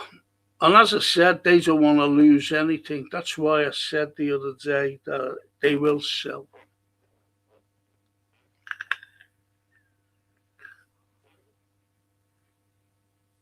And Ali is so right here, saying to Bella, Americans only see money. Nobody cares about. Of course they don't. They care more about baseball and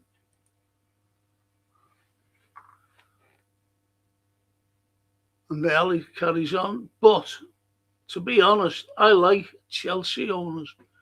They paid more money for transfers in 3 years.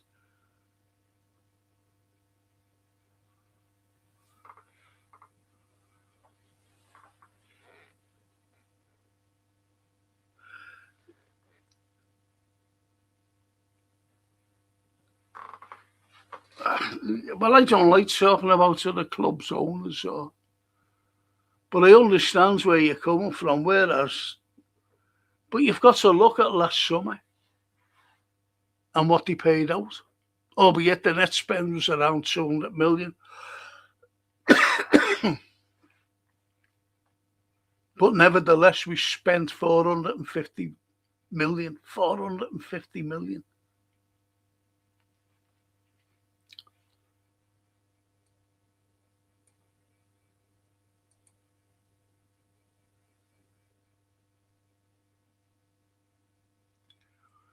And Ali, you're right. Those Americans are just greedy, says Bella. Yep. And Stephen. Matt Letizia hated Jamie Carragher after the sacking from Sky Sports. Matt Letizia, great player, him,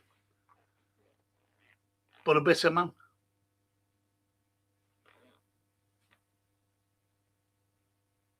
That's the way it is. The Anfield Road's back. King Vader. All right, lads, there's scotches for him.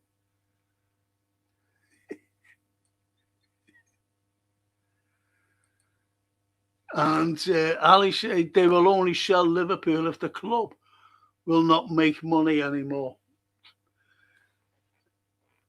No, I understand, Ali, but you've got to take in the situation, the global situation, the economy. Because if everything goes pear-shaped, which it will do, economic-wise, you've only got to look now today at Germany. Germany are packing up. All their big firms and are going over to America, which America wanted. That's the political side of it, to destabilize Europe, so that they could come in and take all what was, Porsche, for example, the Porsche, take it over to America.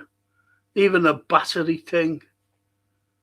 It's ridiculous what those Americans did globally by causing wars and friction. And what do they do? They start giving tariffs out. And we're just sitting back allowing it, the EU, those phonies. They're all globalists in there, not just the sitting people, but I'm talking about the people who run it. Von der Leyen, for example.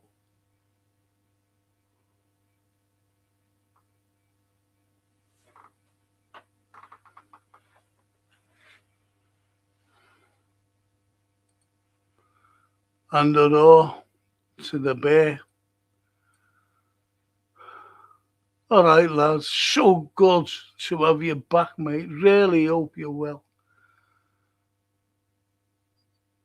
There's a fine old Scottish drink for him. Scotch. We can go for Sunderland's defender. I forgot his name. He's good and still young. Haven't a clue who it is. I'm not doing a watch along this Thursday, by the way. I'm going to do the watch alongs when the time comes near for the championship. I'm sorry, the Premiership. I'm not half tired.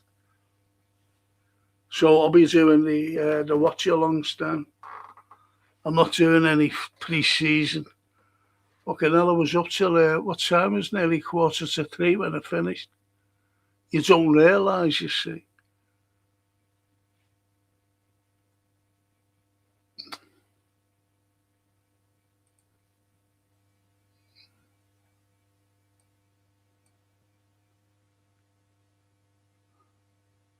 All right, Bazzer, how are you, lad? Says the raw to Barry Aldridge.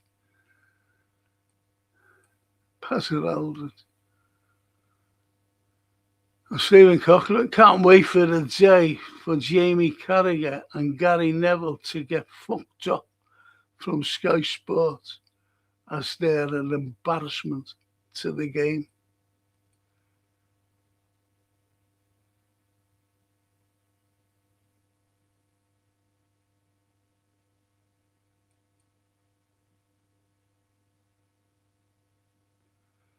Daniel Ballard from Sunderland, he is a good centre-back, says Ali. I have to look at him more. And they're all. Frankie, what do you make of these rumours I'm hearing locally that FSG have prepared themselves for a sale already and the Indians may be the new owners by the end of the transfer window? It won't be them. Raw, honestly, last Monday on my podcast, before all this came about, I said that FSG will be selling. They'll be selling up. But I looked at the finances and the economy. That's going to explode, especially when barrels of oil hit sky high. And then prices of companies will come down. You'll get them for the sun, and that's no, that doesn't, leave football alone, because you'll have people coming in to buy the football clubs. And Liverpool is a massive club. Really is massive. One of the richest, top 5 richest clubs in the world. You reckon it's third? But anyway, they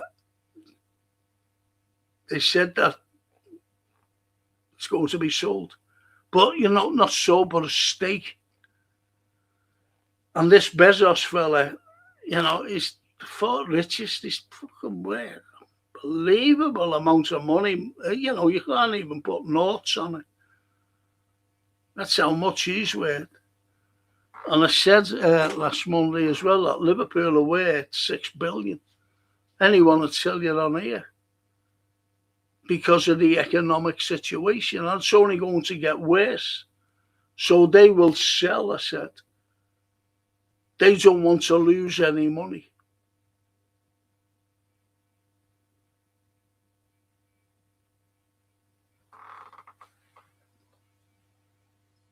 That's what I said. But the rumours are rife, to be honest, Anfield. Anfield, oh, stupid.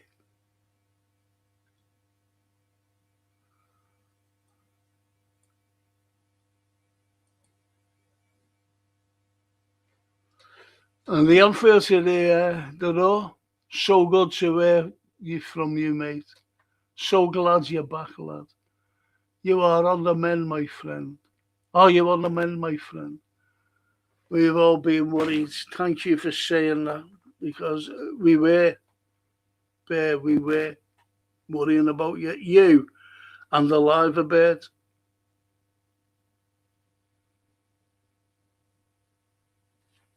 We haven't heard from him, unfortunately. Just hope nothing's bad. And the Raw says, I quite like Ezri Konsa as an option, and he can cover a right back. First time I've heard of him, on the chat. Since we began the summer thing, because I don't do it every day, you see. There'll be more names. And the bear too. There are. Yep, on the men's, old pal.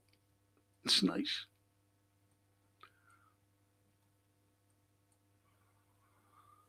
Scottish Bear says there are. I'm so pleased, lads. It's so good to have one of the original back. Yes, one of the originals back.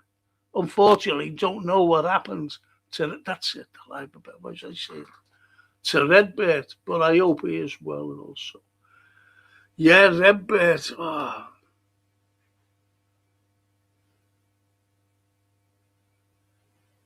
I hope nothing's fucking happened to him.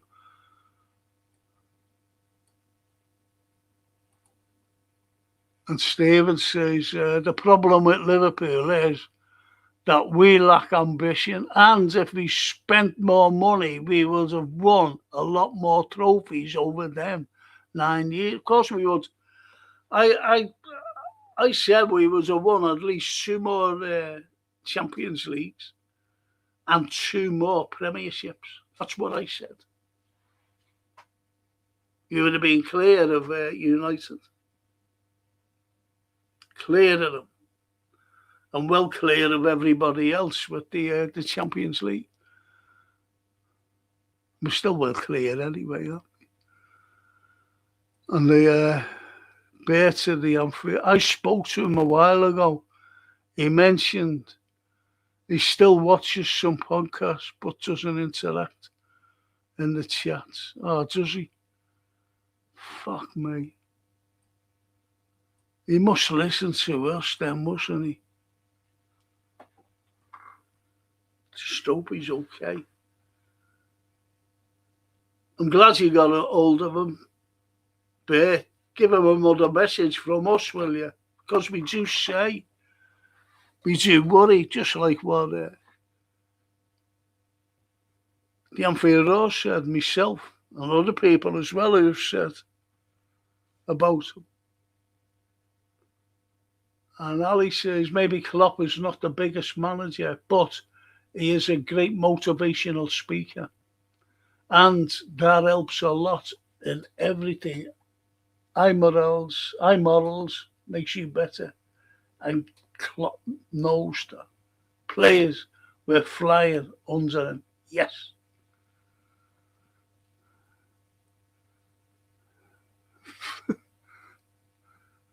I'm saying flying. I know what you said, though. Flying. I think you meant flying.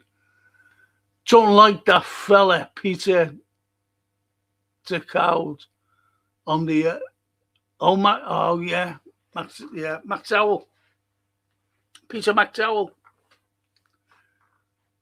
He's from over the water, Peter.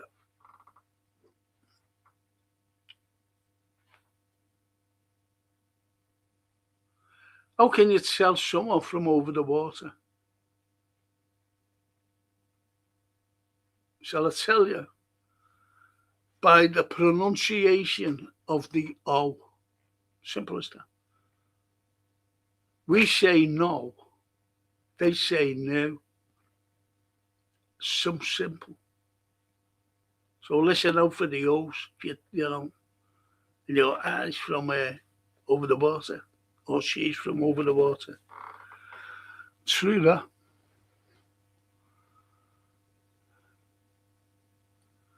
Yeah, he fucking calls everyone boss, you know.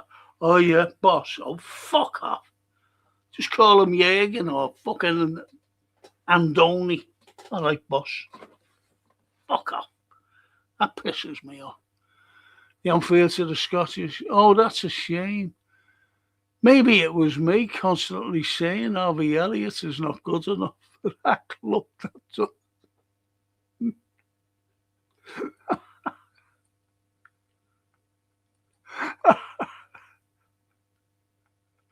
That's funny, that.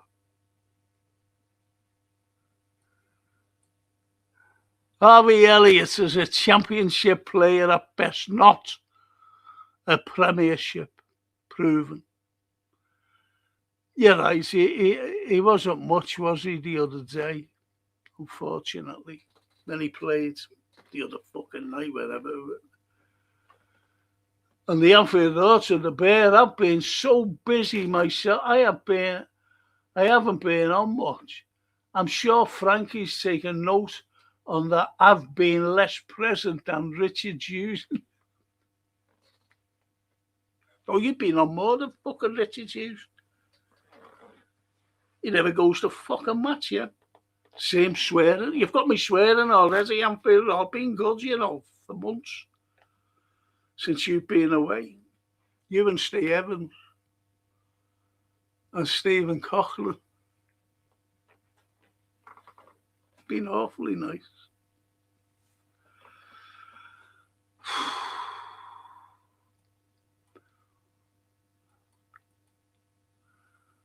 And the Ross says to Steve, finally, a like-minded thinker like me. Flame or not, Cheetos. I can't eat that fucking spicy stuff. Our Francine said to me, get one of them, Dad. You know them little, they're only in little boxes. You know, like quiche Lorraine, you know, them quiches. And she said, it's lovely, that one. Get that for yourself. So I said, okay. So I got it. And there was chili in it. But I thought, like, you know, be all right. Not like the fucking normal chili. This is what a soft lad Mavis did. Fucking hell. Couldn't eat it. Well, I, you know, cut a little bit out.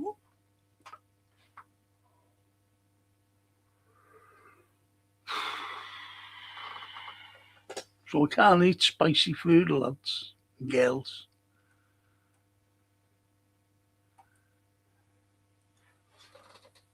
And the Bear says to the Amphibian, I have spotted that Richard Hughes on Saltcoats Beach in Scotland. That frauds will be swapping that for the beach at Saudi shortly. What was he fucking doing up there? Was he looking after the pigeons or something? Not the pigeons, the seagulls.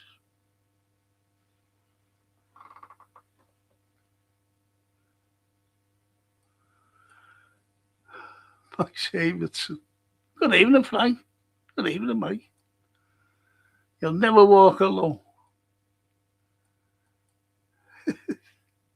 Cheers, Mike. And Ali says prices are getting higher nowadays. Life is getting worse and worse. And fans need to pay more for everything so owners can make more money. Crap politics. Not respect for the fans, no. And as he in there called us once, customers. The Raw to the Bear. I hope you said to him, didn't know you come this far north anymore, lad. Barely out of the sand dunes of Bournemouth.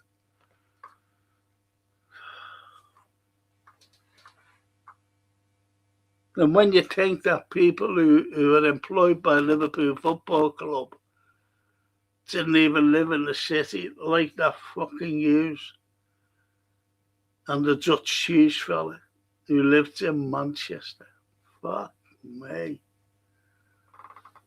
Jeez. Can't fucking make things up.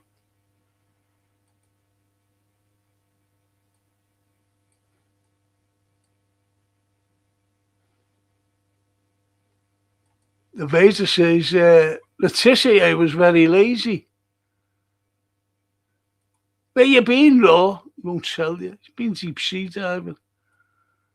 He's been hunting for pearls with a snorkel on. And Stephen Cook wished Donald Trump would do one with his wars and tariffs.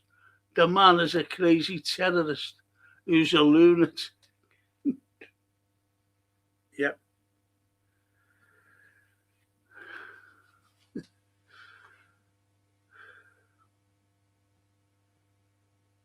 Fuck. Don't like him. That's all.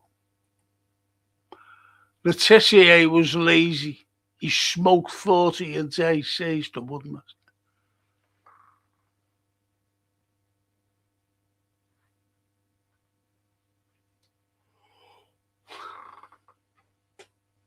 I was watching an old film. I think it's great myself.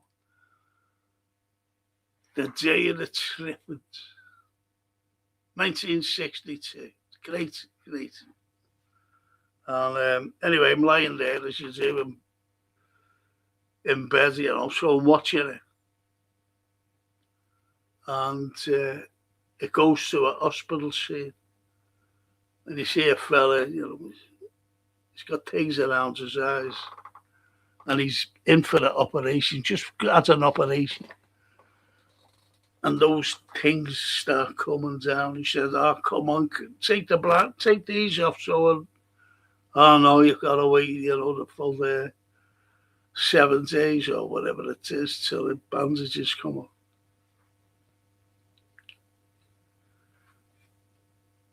And it's brilliant. It really is. Cracking little film. So I just thought I'd throw that in. Digress a little.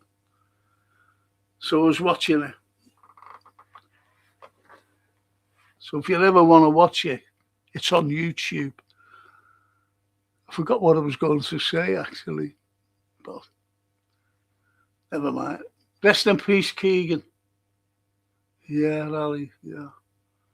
That's a great player. He won the Ballon d'Or when he plays in Germany for a team who had not won in the Champions League and ended 5th place. But great play.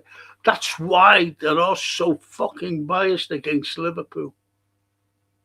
We even said it then at the time. He won that. And look what he won at Liverpool. And yet the Ballon d'Or. Fucking phony.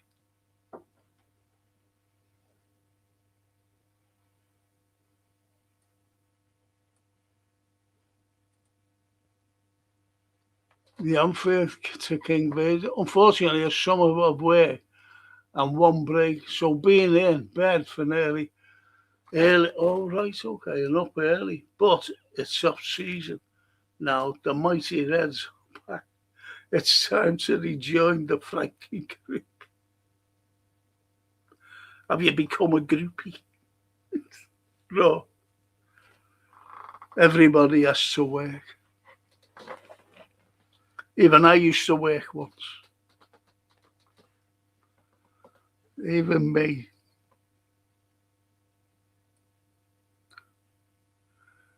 The Vader. Ballard's centre-back, Sunderland. Someone just mentioned him, didn't he? I think. Ume. Hiya, Ume. Hi, Frank. Nice to see you. And you, Ume. And you, mate.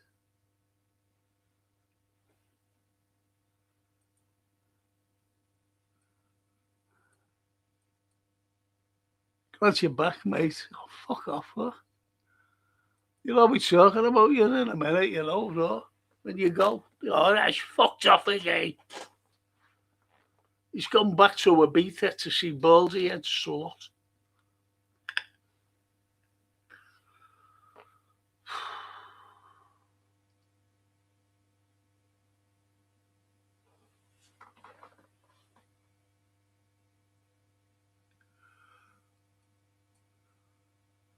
And Uma says, King Vader, why you drink beer?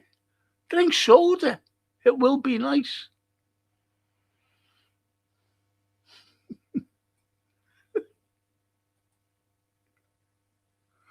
So stop drinking beer.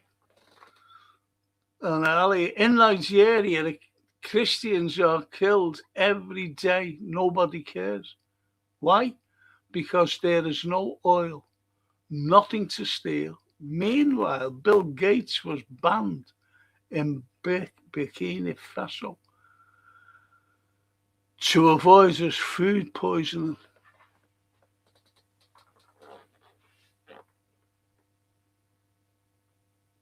Nigeria does have oil, you know.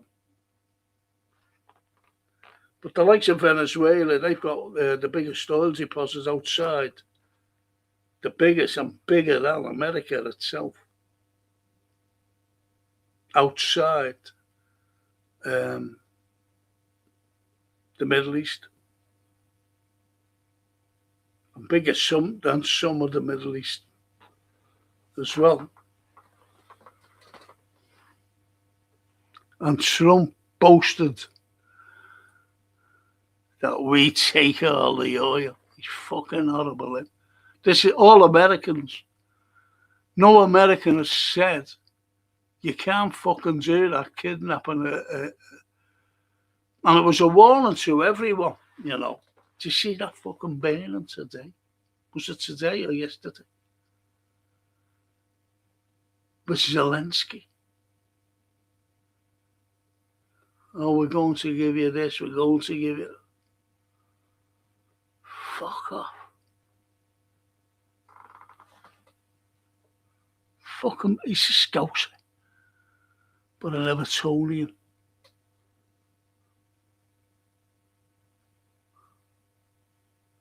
I like both says, how there them two players. That was mentioned, yeah. Probably that's the reason for not spending the summer with FSG looking to still probably no signings till January with the window closing in September. You've got to look at it this way too. Remember 2 or 3 years ago when John Henry came out in November and said we're selling because he was buying no one. We bought no one in the summer, so the fans were saying we better fucking buy someone in the January window. They were all saying it just to run up to Christmas, and in the November he said, John Henry, I'm selling the club. Remember that? That's so, I said it, he said, that's so to avoid the January window. And I did say, in February, he'll come out and say, no, I'm not selling now. And I was right. I was vindicated.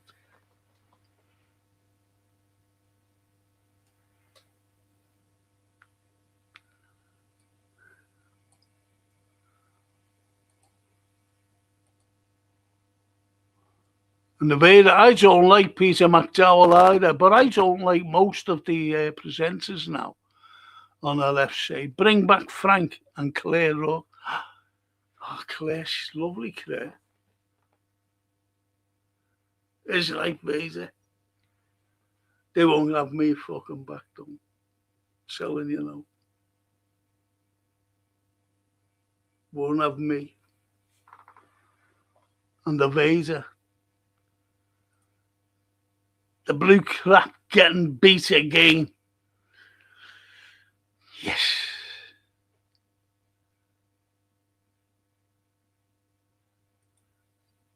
That is lovely, Natasha. I seen this lovely girl today.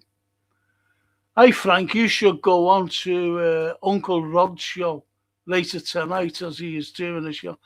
To be honest, Natasha, I'm absolutely shattered, sweetheart. I've been to doctors and been out, and I was on with Fozzie, and I'm doing this. I'm absolutely shattered. Really, sweetheart. But thank you. And he's good, Rods, isn't he? I like him. He's good, him. Nice fella. He's come on here a couple of times and said hello, which is nice. Which is nice, Natasha. Thank you for dropping in as well, sweetheart. And Ali says fans are no football, no customers. If fans will leave football tomorrow, football will stop. Sponsors are there for fans.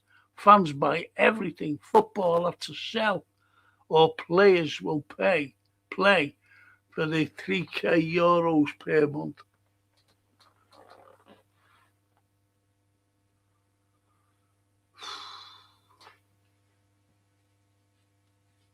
You're right there, Ali.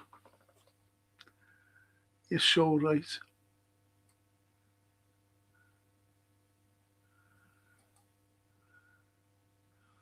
I see no more news on Barcola, says no. It's always, it was like, I tell you what I was like. I think we will sign him though, if I'm honest. But it's becoming like the Diamandi scenario. Well, it became a saga, didn't it, with some pods. And I'm not mentioning this pods, but all as he kept saying every single day, and he used to come on 5 times a day, and it was all Diamandi. It was at first, it was slot Stain. Well, I knew, Natasha, that he was going. I think I was the only fucking one, actually. And now it's Barcola. And when you look at the thumbnails of this fella, you think we've sold, bought him. You think he's been playing for us. And Natasha carries on. Vinny Jr. to stay at Real. We knew that, to be honest. He wasn't leaving Real. No way. Stephen Cochran, would be funny to see Everton relegated in the shiny new stadium. That's definitely built for the Championship football. The Bobby Dazzler Stadium.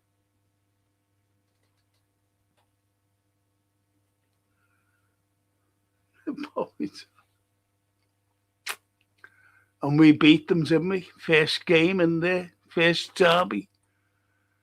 That'll go down in folklore, that. And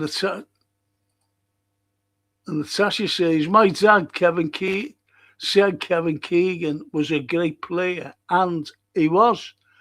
He was both. Everybody said that, to be honest, Natasha.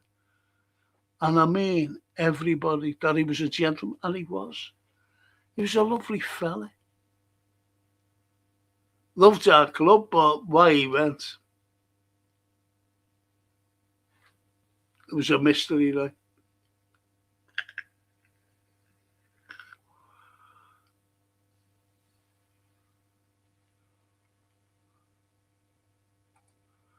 Americans are dumb with their gun laws, Frank. It's not the, you're right, they blame the guns, but it's the arseholes that buy them or steal them. And felons, they've got them, and they shouldn't have them, and they're the murderers.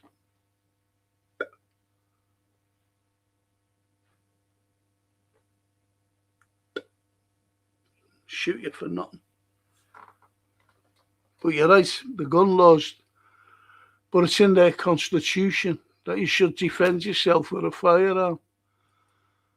Michael Dooley, hiya Michael. I don't like Liverpool fans who wish Everton or local teams relegated or even Man United. Don't they know about bad karma? So keep your mouths closed. Or is it, it might come our way.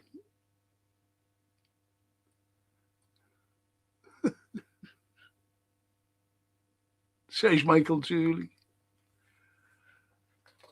But it's when you're there, there's some bad Man United fans,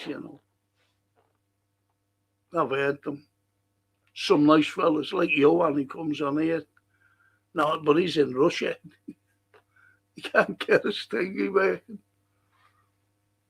So he hasn't been on for a while. Commenting. And,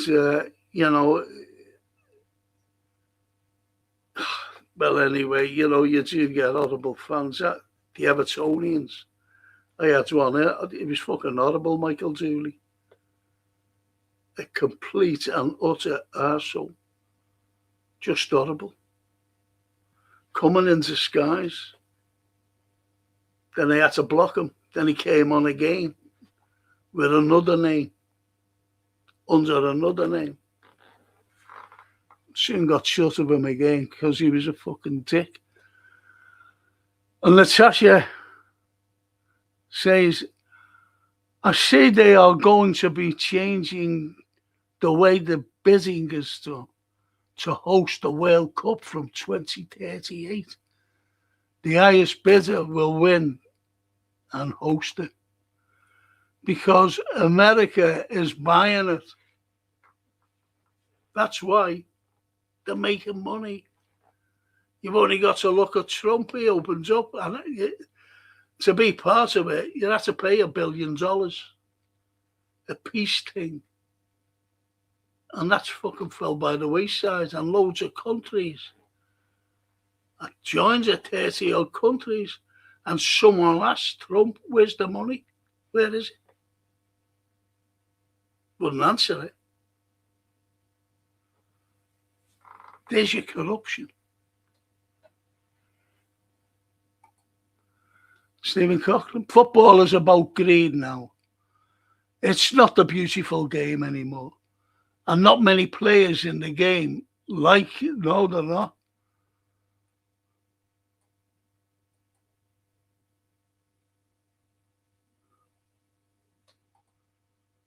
And reports are suggesting that Andy Burnham will back new oil and gas drilling in the North Sea. I'll wait for the second part. Trump is already celebrating, congratulating the people of Aberdeen. He'll be rubbing his hands together. Remember when Thatcher sold off to Texaco? What was already there in the North Sea? I knew a helicopter pilot who worked up there, bringing the workers in, the oil workers. And he said they're going to sell to the Americans. And they did. Under Thatcher, she sold it. She sold a hell of a lot of stuff. She fucking brought the country to a standstill, and people don't realise it.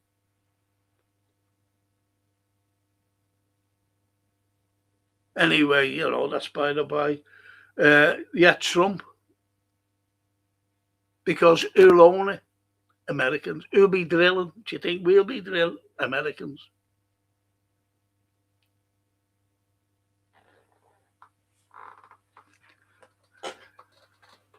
Just say like we've got an oil well there in the North Sea. Just one. And out of £1, we'll get about 5p. Whereas they'll get 95p, the Americans. That's what it's all about. That's what it's all about, Mike Davidson and Michael Dooley. Iriola is already making all the players feel apart. Yes, unlike the Dutchman. when certain squad players seem to disappear. He was giving them days off, though, you know. He was giving them days off so we could fly off to Amsterdam or Ibiza. And Natasha says, what did Bill Shankly say to his players? It is a privilege to play for Liverpool Football Club. And it's a privilege to play for the people of Liverpool. Yes. If they didn't know then, they do know now. I was there. I was in the crowd around St. George's Hall and William Brown Street. I was there. But he said that. Just won the cup.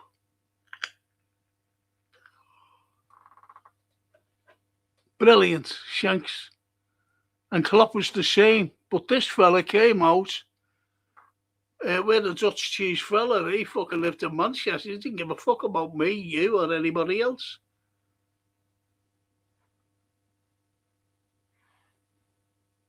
Didn't give a toss.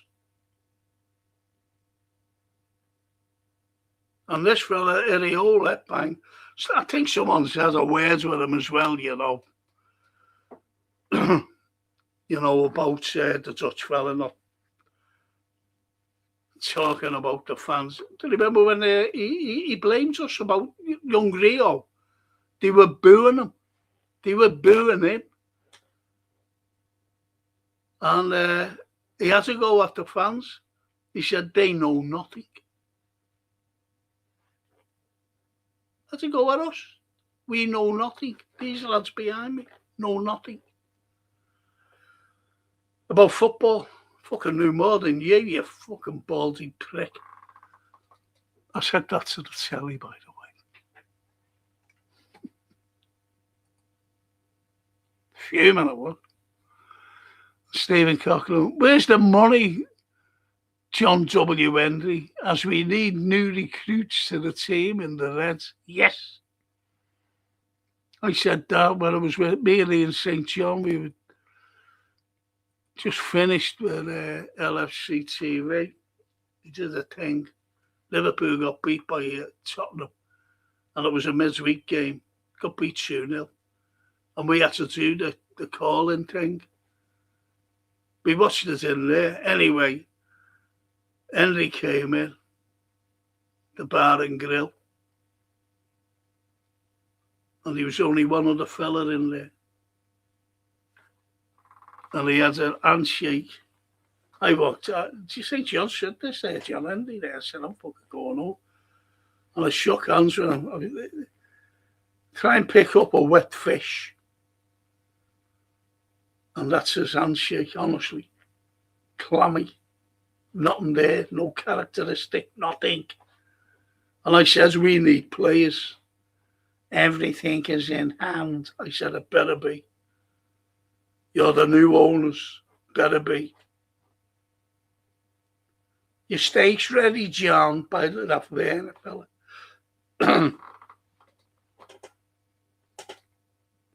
So you say he's a phony.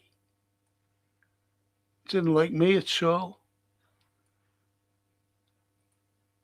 Football is nothing without the fans. Yes. And our lovely little Natasha. Question, Frank. Who, in your eyes, is Liverpool's greatest player of all time? Steven Gerrard. Steven Gerrard, Natasha. He plays with some terrible players. And he dragged them through. Look at the Istanbul, an incredible night. And it was him who kicked it all off. Steven Gerrard, by a mile.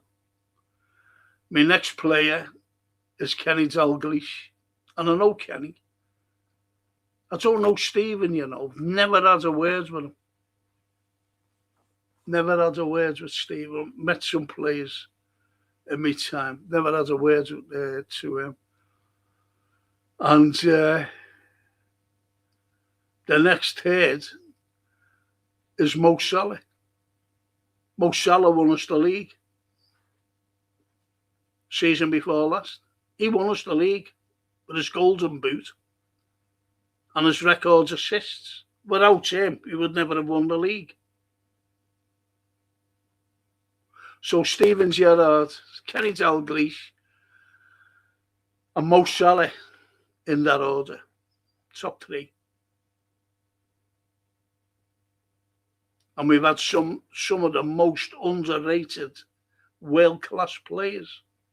That's what I mean. Kenny Dalglish plays in the rest of the 9 of them, even the 10, you might as well say, the goalkeeper as well. He plays with world-class players. Every one of them. Steven Gerrard didn't. Nowhere near. Jimmy Traore.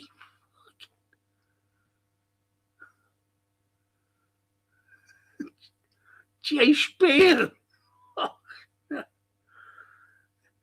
They were the likes of the players he was playing with.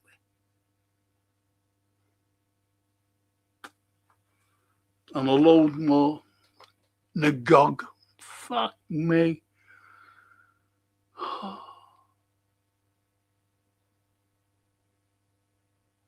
So that's it, Natasha. But one of the greatest players ever to throw a red shirt on, and I've said this a million times, to put a red shirt on and perform the uncanny. And that was Luis Suarez, an incredible player. I remember at the Barcelona game, he was doing some antics, like twisting his body, when someone, just nudged him, twisting his body and going down. And people around me saying, have you fucking cheating, Barry, and all this. And I said, he was doing it for us. I said, he gives 100% for every team he plays for. I said, he's trying to win us. He's trying to beat us to get to the final. And he pleaded with the Northern Irish fella, the manager, to stay another season to play for Liverpool in the Champions League. Did you see him crying? And Steven Gerrard after that game, what game was it? I forget, we drew 3-3, Crystal Palace, beating them 3-0. And we ended up 3-3, and he was crying. He knew that we had to win that game. He was crying.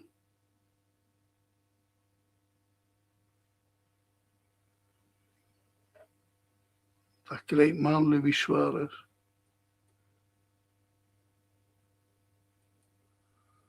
Barry, Frank missed your reply earlier. Did you get...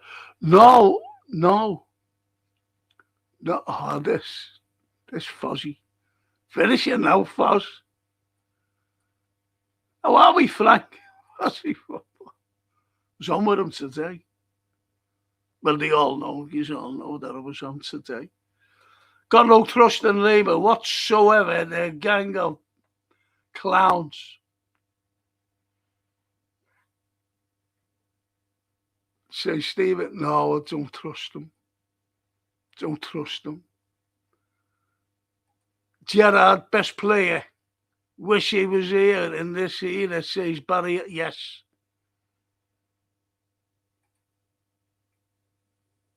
And the Tasha's asked in the Foz. Fozzie, who do you choose as your greatest player for Liverpool? I say Kenny Dalglish, says the lovely Natasha. Fozzie, Kenny always. Yeah, see? It's different opinions. And Stephen says, I can't forget Ian Rush, though. Rushy was unbelievable. And the Vader, as I've rushed third. As I said, with Kenny, he played with 9 other outfield players who were all world class. And look who Kenny had besides him. Ian Rush. Look who Ian Rush had beside him, Kenny Dalglish. Look who he had behind him. Incredible.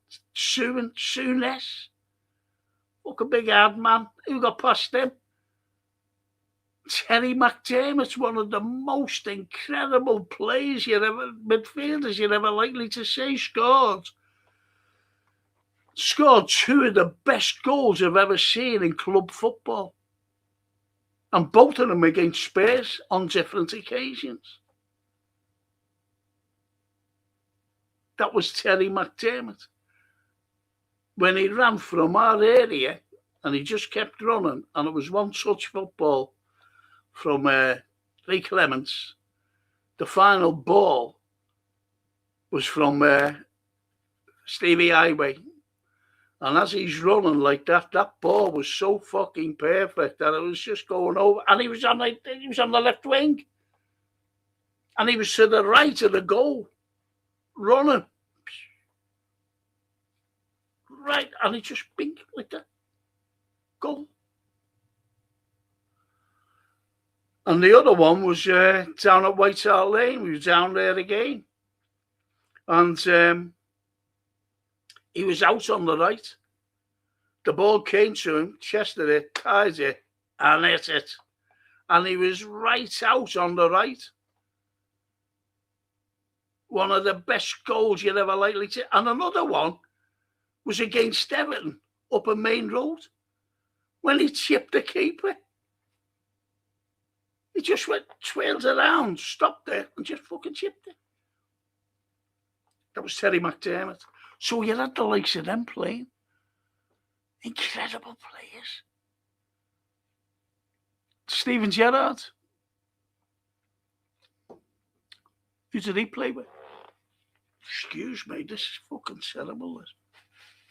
Who did he play with? Fuck me.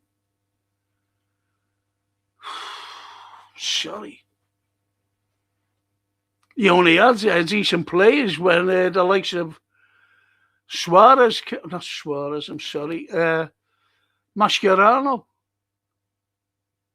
And of course, Xabi Alonso. And of course, Fernando Torres. Great players. My dad said John Toshak was Liverpool's greatest player, says Natasha. Go away.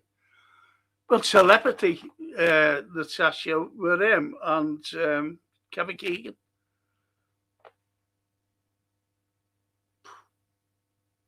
Unbelievable. But it's all opinion, you know. It's all opinion.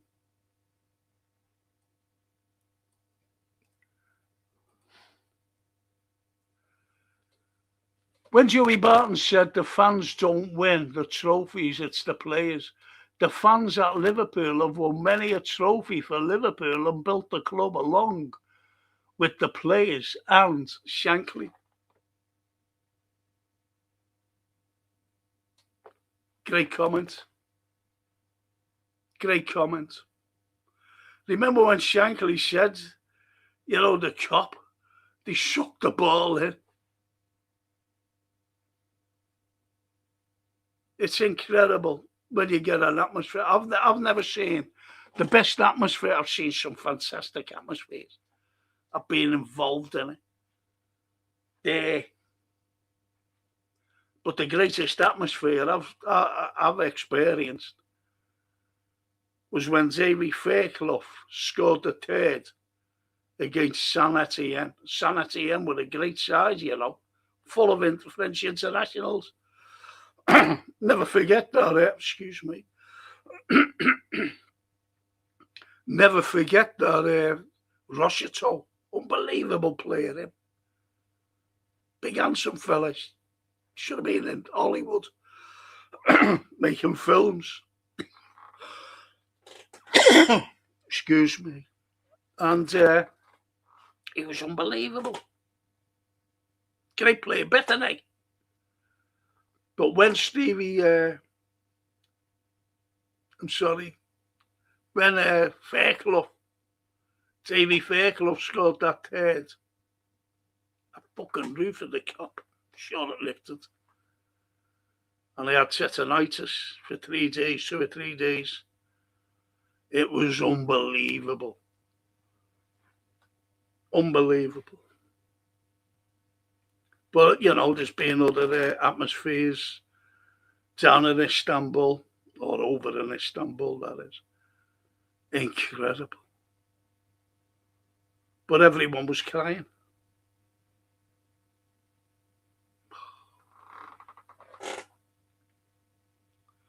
I always remember down at Wembley in 77. No, it wasn't. Over in the... Yeah, it was. It was at Wembley in 78. No, was it Rome? No, it was in Rome, 77. It was in Rome. And standing there, and there was a fella who was my age there, standing behind me. He was, you know, young lads that I mates. And this fella was sniffling. I turned around. And I said, what are you crying for? Because we were fucking made up.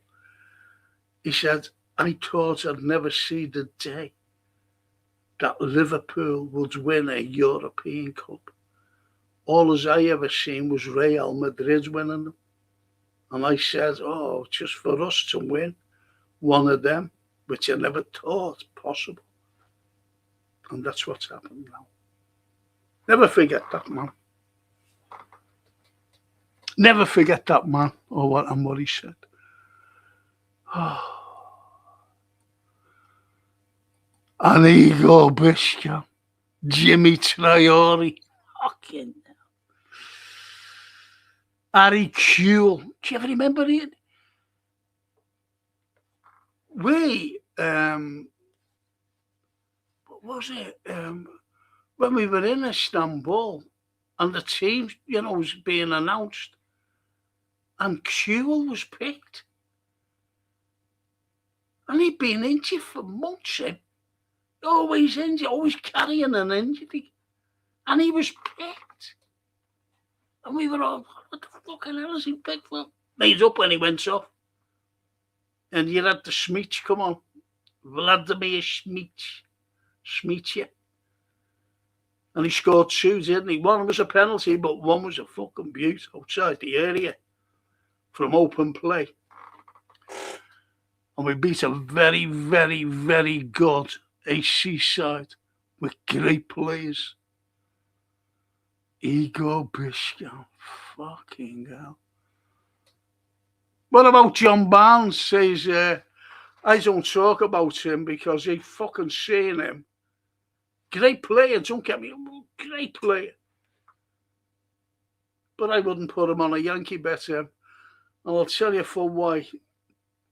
One morning, getting up, sitting there watching the telly, and there used to be a programme on of the morning, you know, because we have fuck all.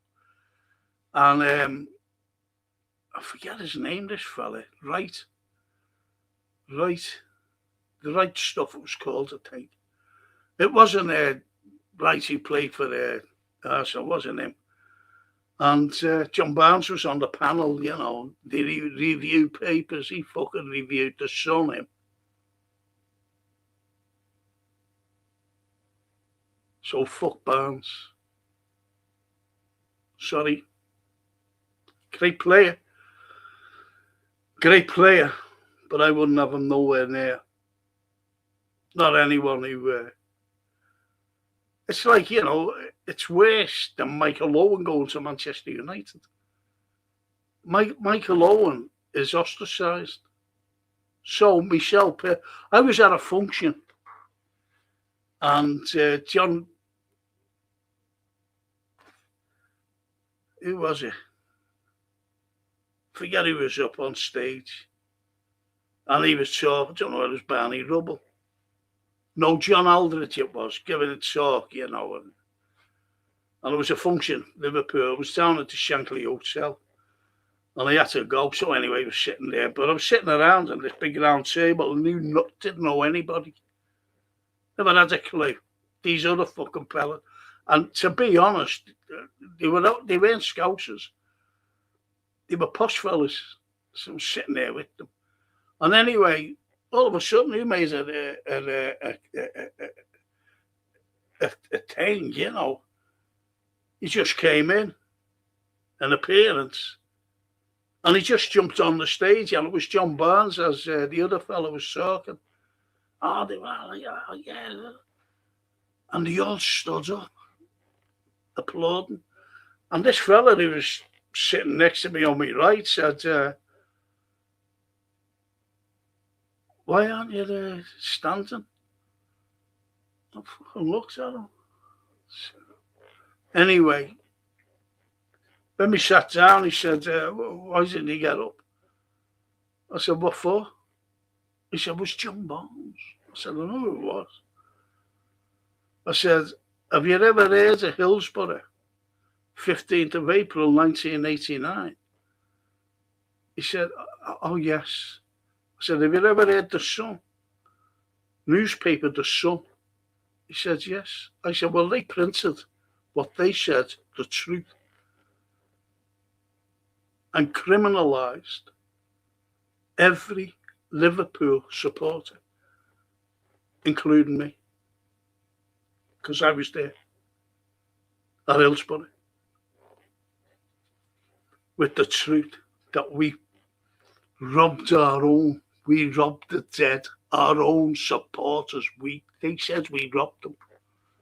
And we were urinating on the police. Did you ever read that? And he wouldn't answer. I said, and he fucking reviewed. It's been banned here in Liverpool. Banned. Banned. And he fucking reviewed it. And you want me to stand up and fucking cheer for him? No chance. I'm a Scouser, I'm proud. But I don't have the likes of him. And he came in and he mentioned it actually. He said, oh, I didn't really, he said, oh, I just do it. A fucking minute, less than a minute of his excuse. No, John Barnes. I'd rather have Jay Spearing than him. Top of the list, Jay Spearing. Igor Biscan. But that's me. I'm a Red. I'm a proud Red. I've been everywhere. From Shankly days. Unfortunately, can't walk now. Can hardly walk anyway, but I can't go to the game anymore. Can't go.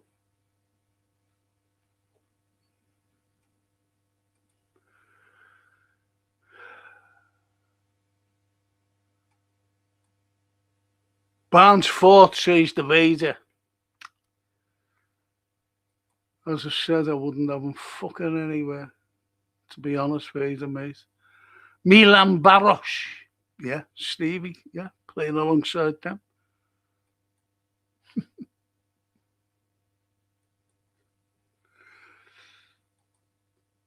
And Stephen says, if there's no signing towards the end of the window, we should call a mini protest towards FSG. They're going. I said it last week, didn't I, that they're going to go. A week today. FSG out now. FSG out. You'll never walk alone. Say Stephen Cook. Remember Mark Gonzalez? Too, yeah. There are some mad things. Anyway, Michael Julie, sorry. Emily Hughes was a great player, a real powerhouse, even though Tommy Smith said he was the only man he intensely disliked or hated. He did say that. He did. Crazy horse. He was great, Emily. Albeit that Smithy, yeah, I'll show you something.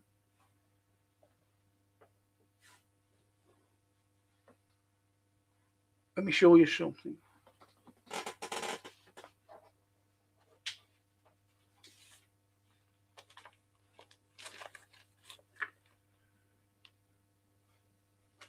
I felt sorry for our players because this lot wouldn't give them fuck all, our ex-players. So I started nights out for them. Scouts nights out. Meet the Shankly boys.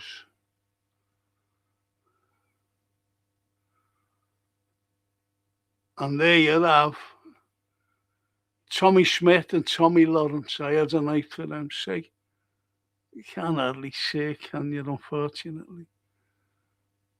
Tommy Smith and Tommy Lawrence. And Tommy then, when he came in, he was suffering from dementia. And I had a band on called Paul Kappa, the amazing Kappa band, great fella. I said, I can't pay you. I said, everything is going to the players, what we get. He said, no problem. He was up at the Devonshire Hotel. And when I brought Tommy in, he was with his daughter. I think her name was Jeanette. And I said, he's sitting over here. And he was sitting right next to Tommy Lawrence. And it was incredible, simply because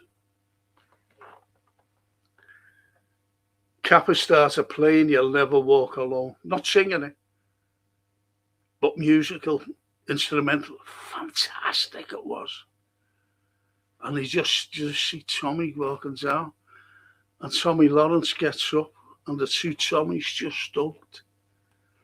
And you could see the power of the pair of them and the passion of the pair of them hugging each other. And the respect. Never forget that. You're talking about John fucking Barnes.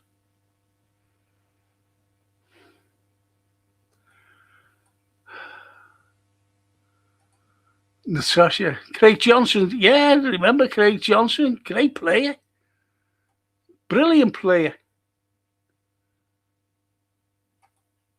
Steve, yes, Samayupia, brilliant.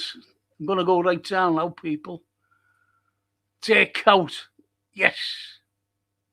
The destroyer who scored an hat-trick again. Yeah. Remember it well. I remember it well. When it was Suarez right in the Anfield Road end, wasn't it? And he beat everyone, and it was going over the line. And Jake ran out, fuck off, kicked it. There were 3 tap-ins. Brilliant. Never forget that. Well said there, Stephen, lads. Barry Aldridge. What's next, Frank? I'm not doing a watch-along. Fuck that, it's too late. I finished at 2:45 the other night, post-match. Just forgetting. So I'm not doing any until the season starts, post-matches. I'm not post-matches, I'm sorry. Watch-alongs. I might do the Leeds game. I might do that one. That's a bit, I might do that one. But I'll just finish when it fucking finishes. Jamie Cartwright. I agree with you, Frank. Stevie G, the greatest, he carried us for years. And he could do everything on the pitch. Great shot, great passer, free kick, taker, solid in tackle, good in the air. Yes. And the header he scores in Istanbul, Jamie. To the left of Dida. Their goalie. Thanks for agreeing. I don't think anyone will agree with John Barnes, though, with me. The actor Damian Lewis is playing a music gig in when? Go away, is he? Stephen, stay. I'll go to that. Go away. He's a big red as well, you know, Damien. Great actor. I spoke once to his gorgeous wife. I'm going back years. She was in a play here. Ellen McCory. Fucking hell, he was devastated over that when she died a couple of years ago. Lovely lady, beautiful looking, great actor. And she died. Oh, I'll go and see that state. Oh,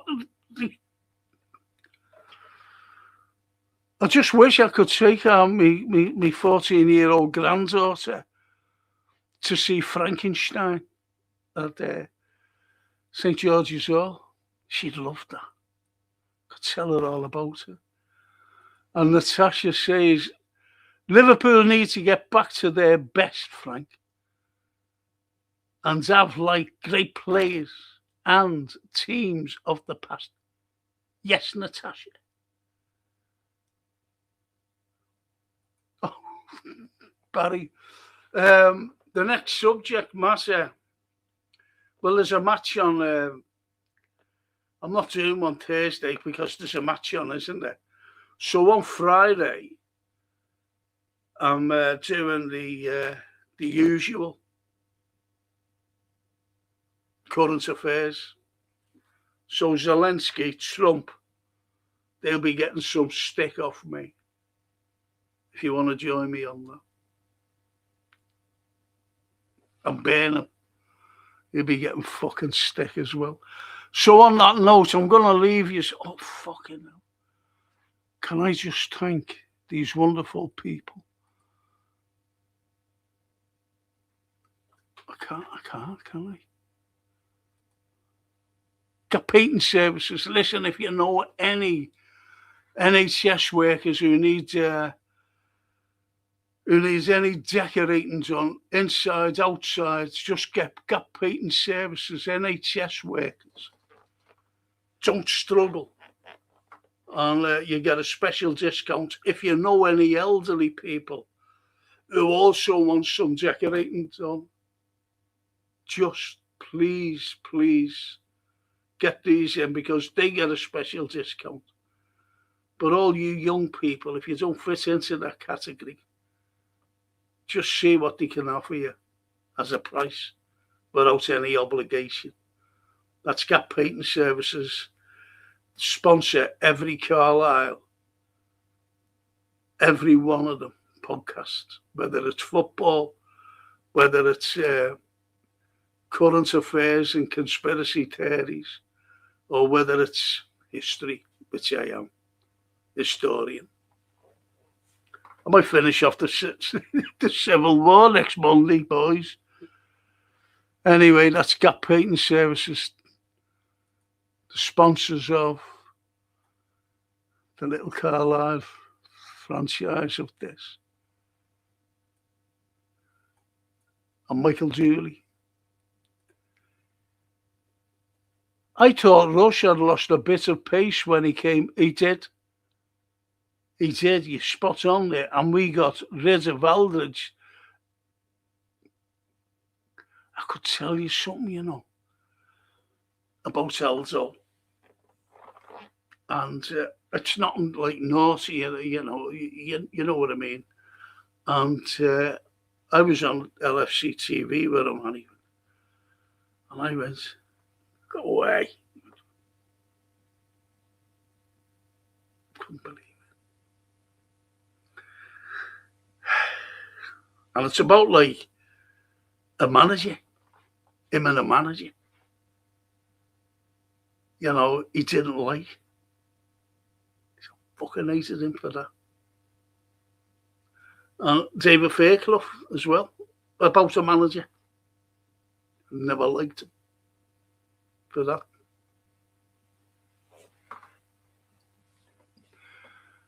So you're right, and we got rid of Aldridge. He was banging them in a real purple patch in 88, 89. I remember that as an unseen mistake. Yeah, he scored. He's only with us 2 seasons, you know, and he was fucking scoring. He was just there.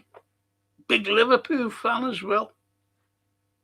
Big Liverpool fan. And Rushy did fuck all when he came back, when you think about it. Because he never had the other fella beside him, did he? Notice that. Brilliant, says Barry. Thank you. Take care, Frank. I'll call again soon if you're okay. Of course I am, anytime you want, mate. And the poet. My Frank in chat, poet. Thank you. And on that note, being on 3 hours, look, I wanted to finish at 9. Good mind to keep you all with me till 2 o'clock in the morning. But I'll let you all go to bed because you've all got work in the morning, haven't you? With the exception of me. But anyway, on that wonderful note, thank you. And I'll see you on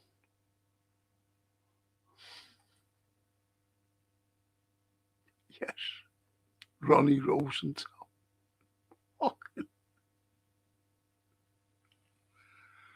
He missed a sitter of all sitters. Was it against Fulham?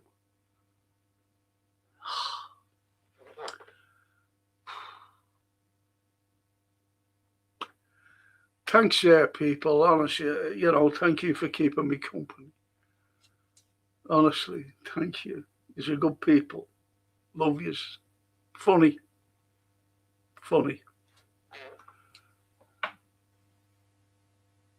Genuine, that. Some of yous are funny. And Stephen says, good night, God bless Frank and fellow Reds. You'll never walk alone. Peace out. That's all we want, isn't it? Is peace. Try and join me. What fucking night it'll be? No, we've got a match on, haven't we? Do you know what? I might do something tomorrow night. Just keep your eye out. Just keep your eye out or your ear out for it. I might. Okay. Thank you. Thank you so much, people. Love you all. Good night. Take care, everyone. Might see you tomorrow. If not, I'll see you Friday. Ciao.